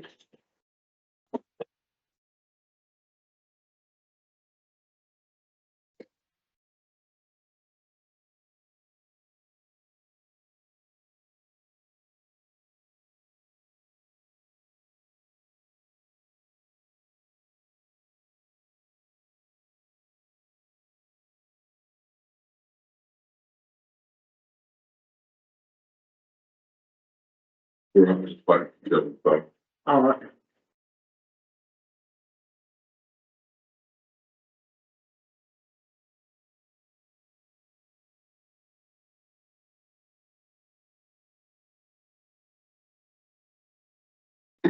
We had, 3 workshops. We had noticed that was over 20 people there. Great turnout and people like the guy who runs the holiday camp popped over for a bit. You know, it was really awesome to have. But the conference also very just. And then we had a small intimate recording for our lecture. So it was about 5 in the lecture, and then it was about 9 of us. And so it was great. And part of our model was whoever's there in the right people. And so we have some great ideas for presenting, and the people who already been working on a draft. So that's the next phase, is that the draft has been released and put it out to the community. So that this is what we do, and we got it right, and then really feedback and go and the team. So I think one of the biggest achievements of that whole community plan process was the number of responses we got. I'm so proud. I'm so proud. It was so cool. Although that's reflective of the effort that you put in as well. And traditionally, we might get 0.001% response from this community. So how did you get? 9.5, I think. Amazing. Huge, yeah.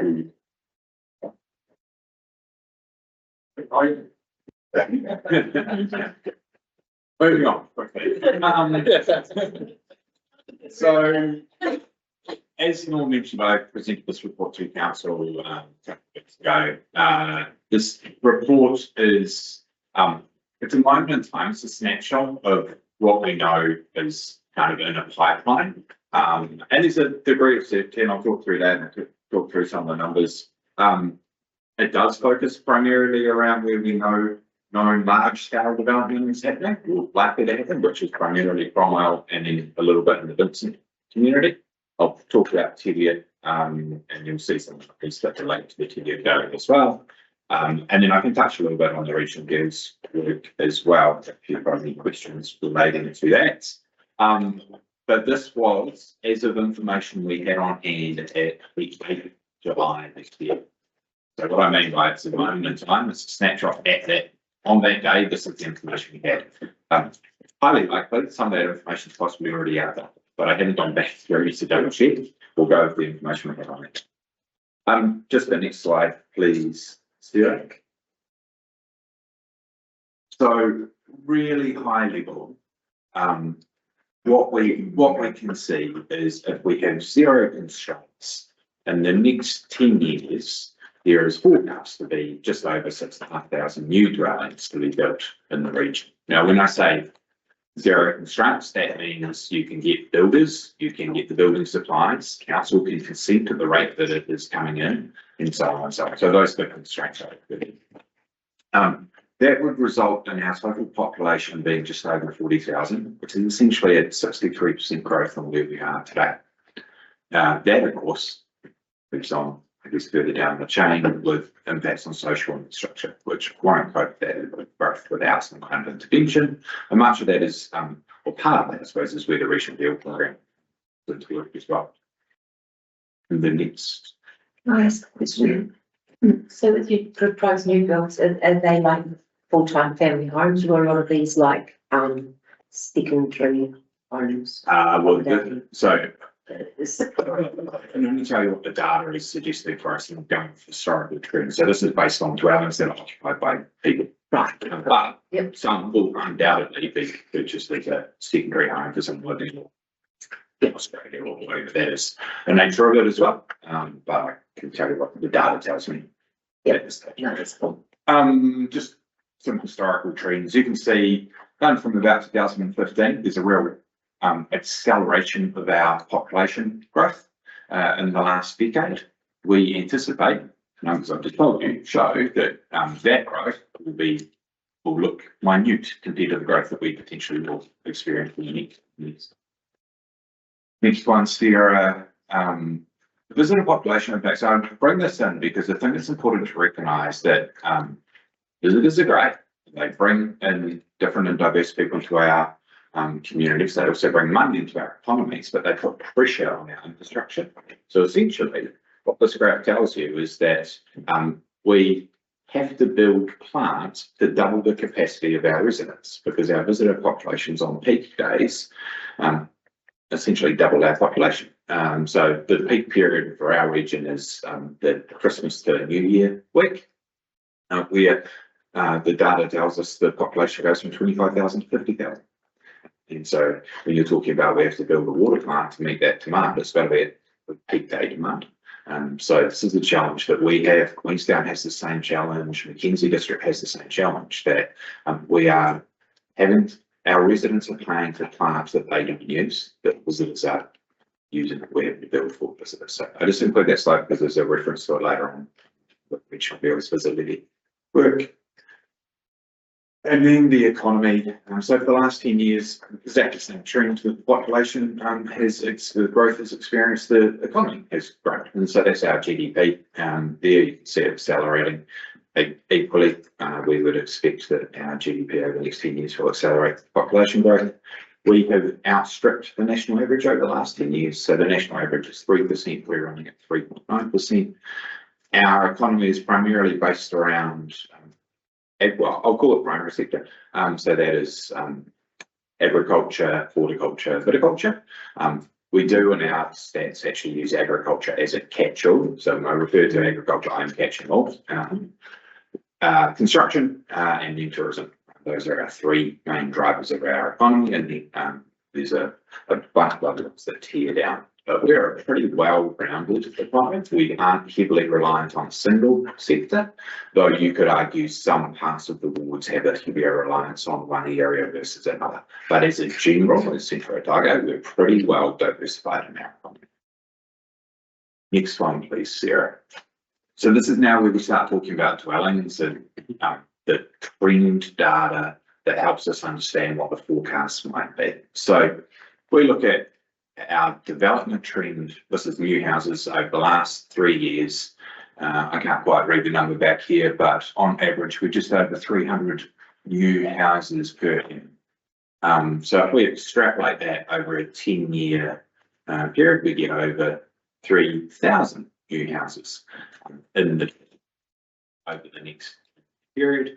You can see the proportion based on ward there. So that's real data over the last 3 years that tells us how many new dwellings have been built in those 4 different wards. So you can see that there. And you can see the population impact. So what we know from existing data, so we've used that to forecast, is that every dwelling has 2.4 people in our district. So we use that as our, if you like, our population factor. So to your question before, Jill, the data we use is every new dwelling, we average to have 2.4 people. Right, next one there. Thank you, Sarah. This one only focuses on large scale known development that sits in the pipeline. So there is nothing in there under Teviot or Maniatoto, as we spoke to the planning team. There is nothing in there that they have a moderate to high degree of certainty that is of large scale. And when we refer to large scale, we're talking 50 lots or more being built. But that's not to say that there isn't stuff there or things being thought of, but it hasn't come to the awareness of our planning team, and it's not at the scale that we talk about for either the Teviot Valley or Maniatoto. As you can see on there, when you total it up, it is just shy of 3,500 new 24/6 year. So that's new development. That's not the BAU. BAU is a separate, but no large scale developments in the pipeline over the next 10 years with a moderate or high degree of certainty. And actually, when we went through, which is high, which is moderate, actually 73% of that is regarded as being high degree of certainty, as in a high degree of certainty those dwellings will be built. So that's something to factor in. The other bit in there is that When we look at those large scale developments and the BAU trend, we haven't made any account for the Santa Clara mine activity or the airport or anything like that happening. Should those activities progress, then I would expect that level of certainty to get higher. That high level of certainty to be higher than 73%. How does it enable council to, I guess, manipulate the growth factors? Well, we have a spatial plan that enables us to do that. So we identify That doesn't drive demand, the spatial plan doesn't drive demand, it just says the council is available. In fairness, council's got limited ability to drive where it wants to build. That's the private sector determines where that is primarily.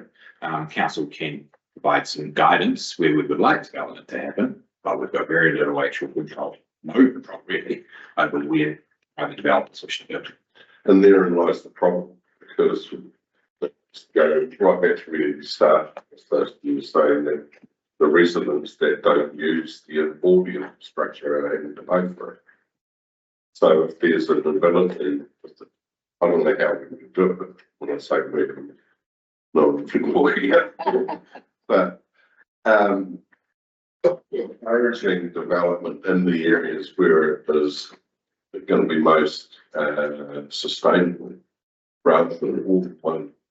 You see what's happening in Queensland, you see what's happening in Wanaka. I mean, the district plan and the spatial plans, you know, the Teviot Valley spatial plan says over the next 30 years, this is where development could occur. This could be medium density, this could be large lot, rural, you know, so that factors that, but then the market will drive, you know, that's why Cromwell and Alex, because the market is Cromwell and the servicing the Queenstown Wanaka communities, people are living there, so that's where the market's driving that growth. And you're totally right, Norm. That's a big part of why we're in the regional deal conversation, is because we're seeing what happens in Queenstown when private interests say, actually, we want to build 1,000 homes over here, and the council hasn't factored that in, and then So our costs can very quickly. Construction growth isn't going to be how fast you can consent, how many builders are living locally, it's how fast you can build the infrastructure around it, essentially. Yeah. Yeah, it's not going to be the singular biggest constraint. Yeah, and we've already seen that. Yeah. Right now, where people can't develop Clyde. Yeah. Because they're in stage 2 or stage 3 of the you know, the wastewater treatment plant upgrade of Alex. Yeah. But that's not factored to occur until the, you know, 2030s and beyond type thing. So that projection of growth would be very optimistic to see it fulfilled, given that. Not quite, because like in the rest of Alex, we can absorb that growth. What about Cromwell? And then if you look at Cromwell, just to the area north of Cromwell, going up to Parkburn area, utilities run through there. There's a lot of empty land in there. That's probably where growth's going to occur. That is, and your infrastructure's there. That's all right. Yeah, you know, so it's just a matter of upgrading the infrastructure. So it's just pockets of. Yeah, it's where there's no infrastructure and that's town. Yeah. And to connect up. Yeah. Would be a big cost to service something that's out in the middle of nowhere. So how does, so how does somebody like, for instance, like you've got Queenstown, we've got all that development on the other side of Jack's Point and all the rest of it. So they've already overdeveloped for what they can handle, basically. They need a new bridge in 2 years. That bridge is only just new. They need a new one in So 2 then years. how do you factor all of So- that growth spends? Yep. Yeah, absolutely. And actually, you're seeing instances, and Queenstown's a good example of Queenstown Access is a good example where actually private developers are putting in their own infrastructure because they know the existing infrastructure. So they are required to put in their own infrastructure, like sewage treatment and things like that. So that creates a sound, because at some point, ultimately, they are likely to be connected to the broad system. So they're But I don't know. But that would be the preferred option in the future. You know, it's and I guess that's one way we've got of controlling our expenditure for growth, is to make sure that if they build these island type systems, if they do take responsibility for them in perpetuity. What happens if they fold and go bankrupt? This is the risk. There's always a risk. The one that works. When it's a big discussion, it's around why council would take that on that responsibility. It's way beyond my. As the moment, as Pete says, we don't have the infrastructure constraints to deal with the level of development that we see. You don't. Okay. As long as it's within, So long as it's within. can change 19 and all those sorts of areas. The residential, because that's back to 30 years of growth within that. Was that growth in the finance?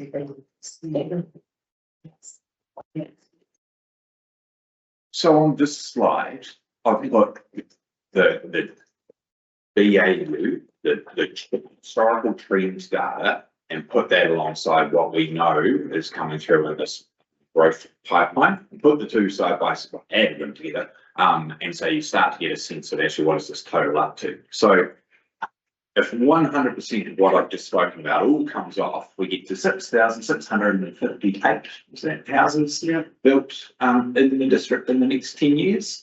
That's almost 16,000 new.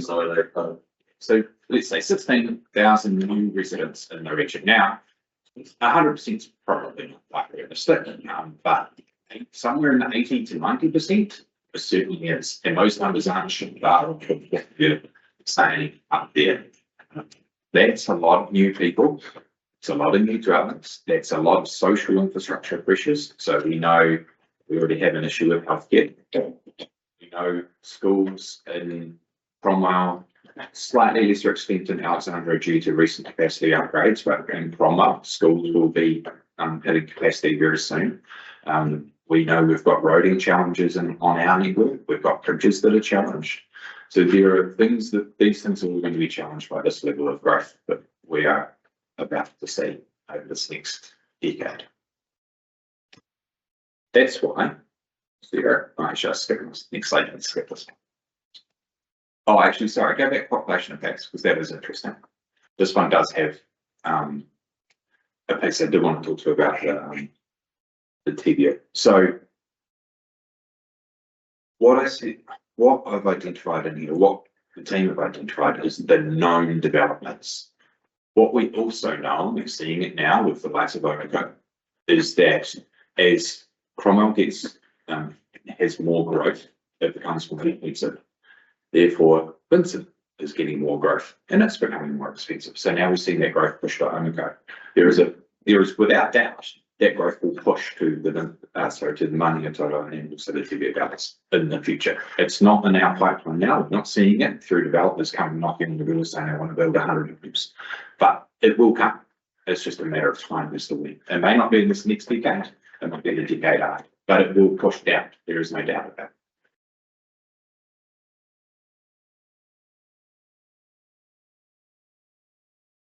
You can just see the percentage changes that we've gone through. So, as I said before, we've seen a 30% increase in population this last decade. We're about to see a significantly greater population increase. Do you really think that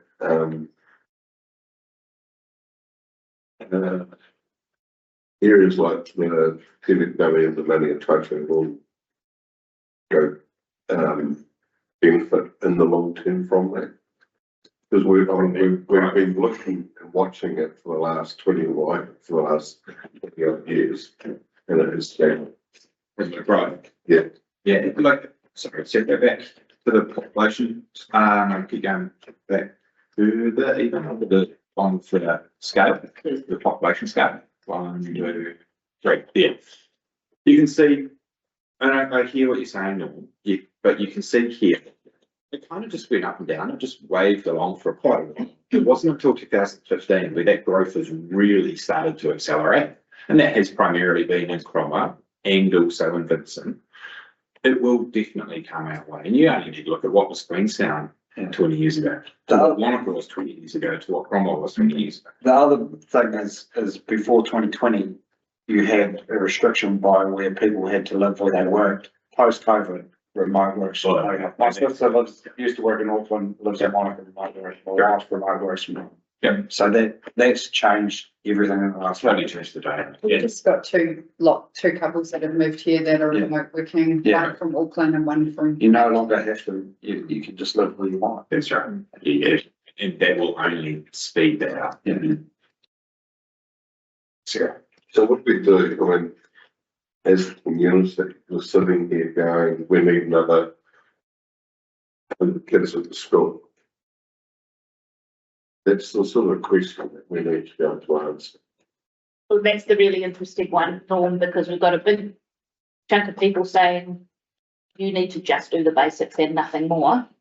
But being able to flush your toilet and pour water out your pipe isn't going to be what brings people to the Teviot Valley. It'll be things like the entertainment centre, the sports hub. The nice to haves are what people move to a place for. Yeah, and we're losing, Employment. losing our social industry. People move from employment and we don't have enough of that. But as Sal said, you know, loads of people are working remotely from home, so as long as we've got good internet, that's really opening up a huge amount of population growth in some of those smaller areas if you are offering the lifestyle that people want. We're also getting people from Cromwell moving down to the Teviot because it's more affordable, and then they're working either remotely or they're commuting. So, There's a time lag effect, isn't it? Yeah. Cromwell's a result of Queenstown. Queenstown and Wanaka. Yeah. And as you said, Alex, as a result, and now seeing a result of the and the wave, there'll be, you know, not such a big wave. We don't, but And it's already done. I know people moving out of Alex into Roxburgh, same as with people moving out of Wanaka, Queenstown into Cromwell and Alexandra. We've got a few Aucklanders that have also recently bought in the Teviot that they don't live here full time at the moment. It's like a holiday house, but you know, we've got people from Auckland also getting pushed out of looking for land in Queenstown because it's too expensive. So they've come to the Teviot. So we've got people that are coming down here and bringing, you know, good money into our district as well, I think.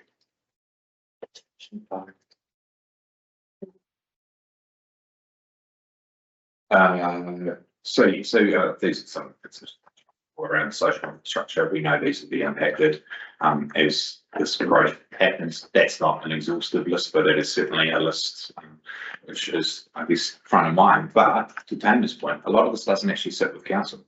But through the regional deals program, we're able to have at least an influence over some of this. So next slide. Actually, maybe just go to the next one, Sarah. I can talk to a specific. So, as you know, ourselves, along with Queenstown East District Council, a regional council, one of the 3 regions of New Zealand chosen by government to progress a regional deal. We're working on that at the moment. There's a working group of staff across those councils that are then working with the committee, which is made up of elected members, that's then working with government agencies and then essentially directly through to cabinet ministers who will be directing this work. So some of the things in here, and I guess I'll touch more so on what is the impacts for Central Otago rather than the broader, because it's probably more relevant in here for Central Otago. So there's 5 work streams. First one is capturing value. The first part of that is around visibility. So going back to the point I made before around we have to provide infrastructure, like our residents, are paying for infrastructure that is having to be more than what they need because the visitors. We're talking about having a visibility to offset some of that cost. So there's an ability to get money from visitors, which would be collected through some kind of commercial accommodation levy that comes back into the region to pay for that infrastructure. We're also seeking to have that support things like destination development. So when you talk about the Teviot Valley in particular, and you know, cycle trail development that's coming, we know there's a whole lot of other things that Teviot Valley needs to make people stay longer, spend more money. So that's what we're talking about, destination development or economic development, would be, you know, we invest some of that visibility to this part of the district to get people to spend more money and spend more time. Mining royalties. So mining royalties is about working with government around having a share of their mining royalties given back to the communities where the impact is felt. So That could be things like, again, infrastructure upgrades. One of the pieces in there is around water security and economic development initiatives. So that's primarily the example we've used. That one is the likes of Paul's Dam. So the replacement of Paul's Dam being one example that we'd seek buying royalties for. And then affordable housing, that one is around a value capture of affordable housing. So that large scale development we're talking about there. If you've got a developer doing 100 lots, we're saying, well, actually, you should give a small portion of trust that is retained in perpetuity for the development of affordable housing trust. So that enables your workforce to be able to live in these towns as well, because this is one of the challenges Queenstown's seeing. We're starting to see is that the likes of your educators, your bus drivers, your nurses actually can't live in these towns. And if that gets to that point, well, actually your community fails. Do we have a housing trust? We do not. Well, yes, sorry, we do. They are inactive at the moment. Queenstown has a housing trust. And so the conversation is happening between the two entities as to what that might look like as a combined.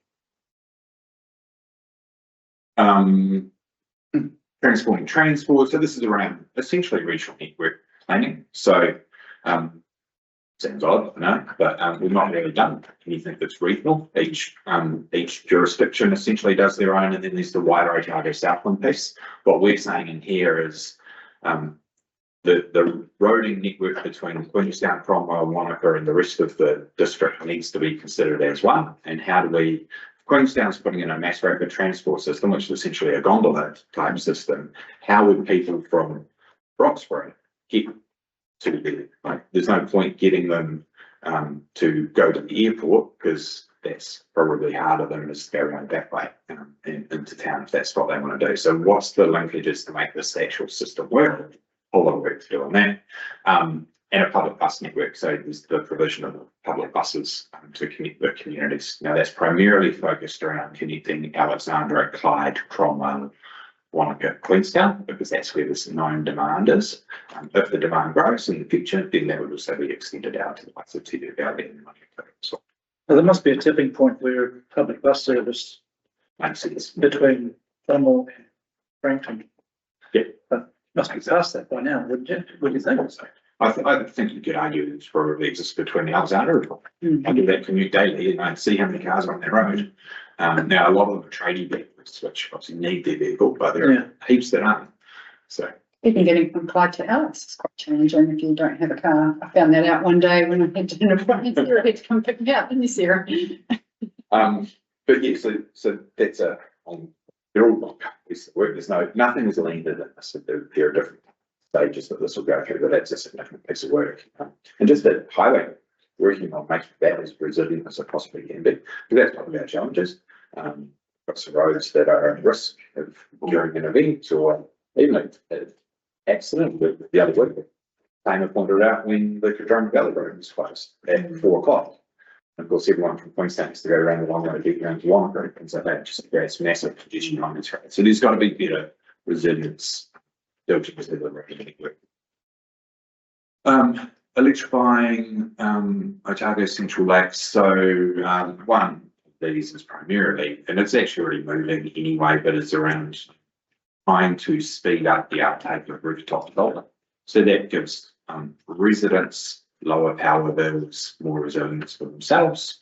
It also takes pressure off the grid, because the grid, particularly as you get out of up to Cromwell, we're okay, but as you start to get from Cromwell heading towards Wanaka and heading towards Queenstown, there's pressure in their capacity. And so actually, if you can introduce rooftop solar sooner and speed up that uptake, that'll reduce some of the pressure. It's not going to mean that the pressure doesn't exist and that there will need to be upgrades in the future, but it might push out the timeline for those upgrades into the future. Healthcare investment. So as we often remind everyone, this is not one that councils are involved in at all, except our community is absolutely yelling at us that we need to be doing something. So of course, Tamer's taking up that mantle with the trust. Southern Lakes Health Trust. Thank you, Southern Lakes Health Trust, and pushing for better healthcare services in our region. That's been picked up through this piece of work in the regional deals as well, recognising that it's a real problem for our communities. I know it came through very clearly in Rebecca's piece of work around district vision. So number one, wasn't it, Rebecca? The provision of healthcare in our region does not meet the current community expectation, let alone put on those growth forecasts I gave you before. Well, so first step in that is working with Health NZ to develop a clinical services plan. That's essentially it's a figuring out of what is needed and what taking into account future growth forecasts and also where it might be needed. So that's what's been worked on at the moment, and that should be done by December. And then it's working through what does it look like? Who's actually going to build this? So does the public system build it? We know there are already private interests that have put their hand up to say they'll build it. What does that look like from a public access to private services question? So there's a whole lot of questions that sit in that one that's been worked on. But number one priority is that clinical services plan. We get that, it tells us what we need now and into the future, and then we start. And I should have changed the title of this one. It was visitors and investors. We're just going to go with economic growth. So this is around, there's actually a fair chunk in this one, much more than just what's on there, but this is around, we've identified 4 key sectors where they're either not as productive as they could be or could be lifted to have a higher value for the wider region. So those are primary sector or agriculture, as I referred to before, tourism, film and technology. And so how do we start to lift those sectors and working with those sectors? So there's a bunch of conversations happening within each of those sectors around what they look like. Things like rollout of bank to speed up the uptake of technology on farm is one example. So things like that come. Increase productivity, both in terms of staff hours, but also in terms of your ability to make greater profit off the land that you've got. So things like that being pulled into that piece. That mustn't.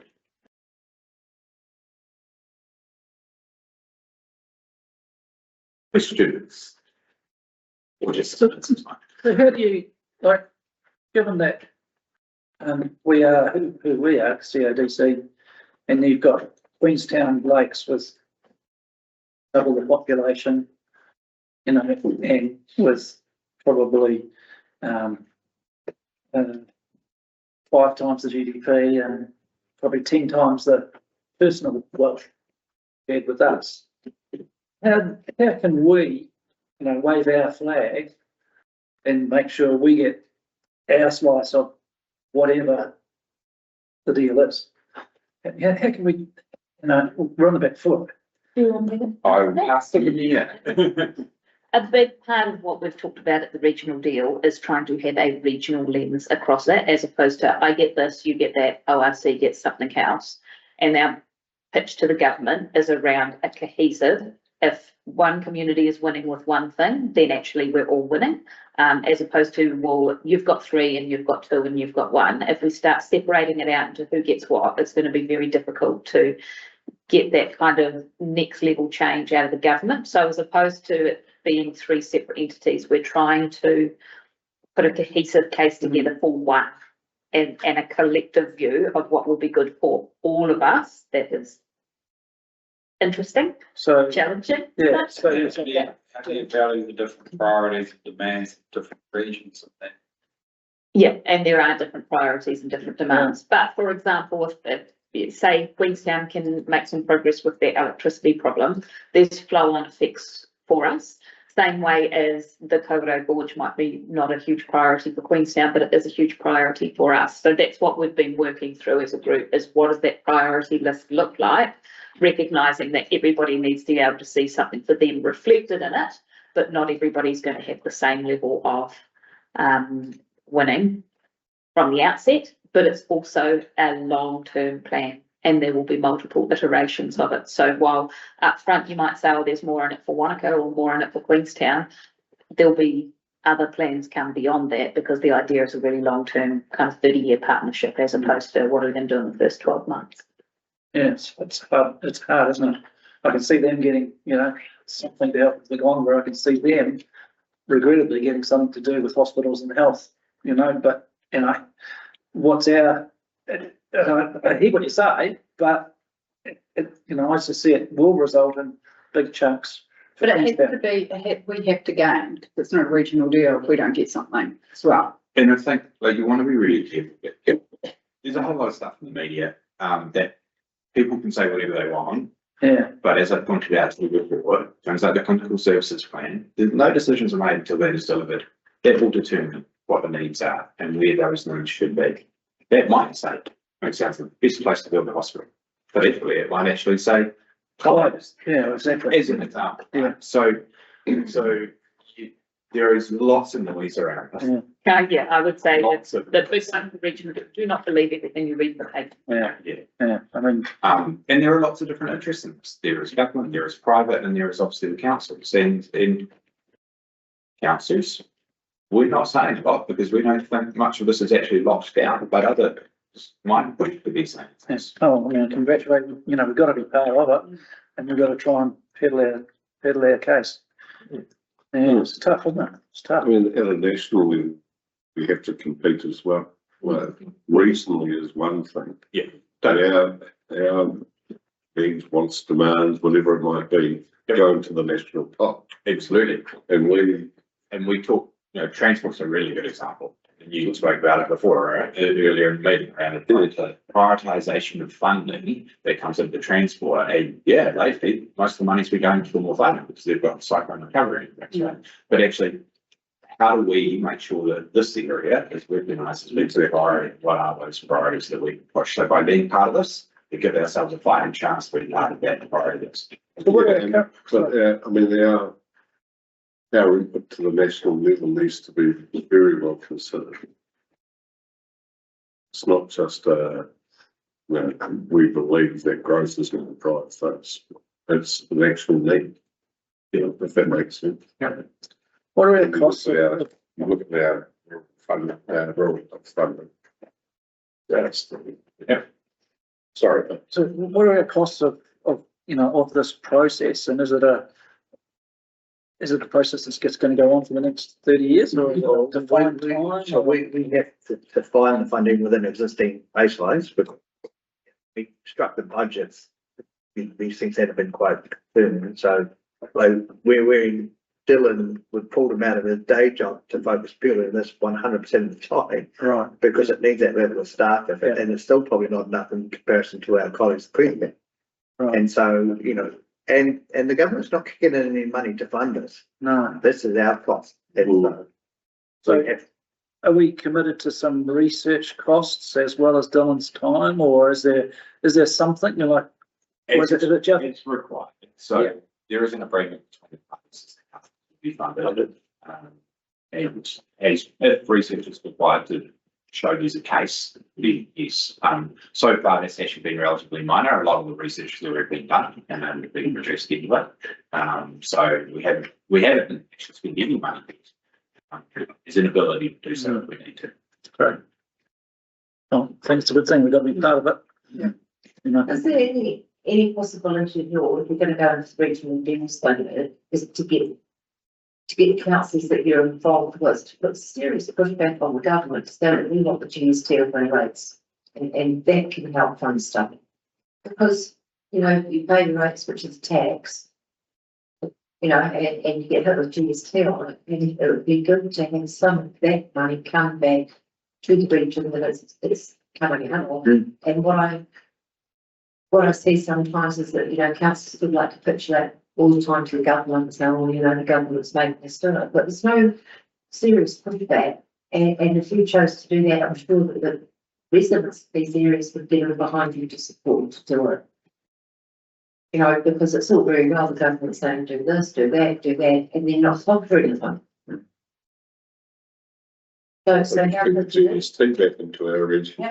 That's one of the How can things. we help you start to free up some money? Like government departments pay rates, they don't pay rates to like government departments. You build them. So if they paid their rates, that would be a banana. another increase in, take it out of central and put it into the, These are definitely sustainable. And that was one of the things that came out of the LGNZ AGM Yeah. back in July, was a proposal from Mayor Mahi Drysdale of Tauranga to actually start putting some work together with LGNZ around what funding and financing looks like. That's something that they've tried to do in the past, but it hasn't really gained much traction, but there is an enthusiasm for the sector. So that was a yes vote on that remit at the AGM, but that'll be one of the pieces of work for LGNZ for the coming year. Let's go. It's how we want to serve as well. All right, thanks, Billy. So I just move that the government's report be accepted and have a second for that, please. All those in favour say aye. Those against say no. Carried. Wait till the next meeting. Doesn't worry me. Oh, you go and list it there, there's no doubt. They'll come and sit the gate. yeah, lot of questions. Yeah, I'm Go. stay for the workshop, because I've already done it. I did it at council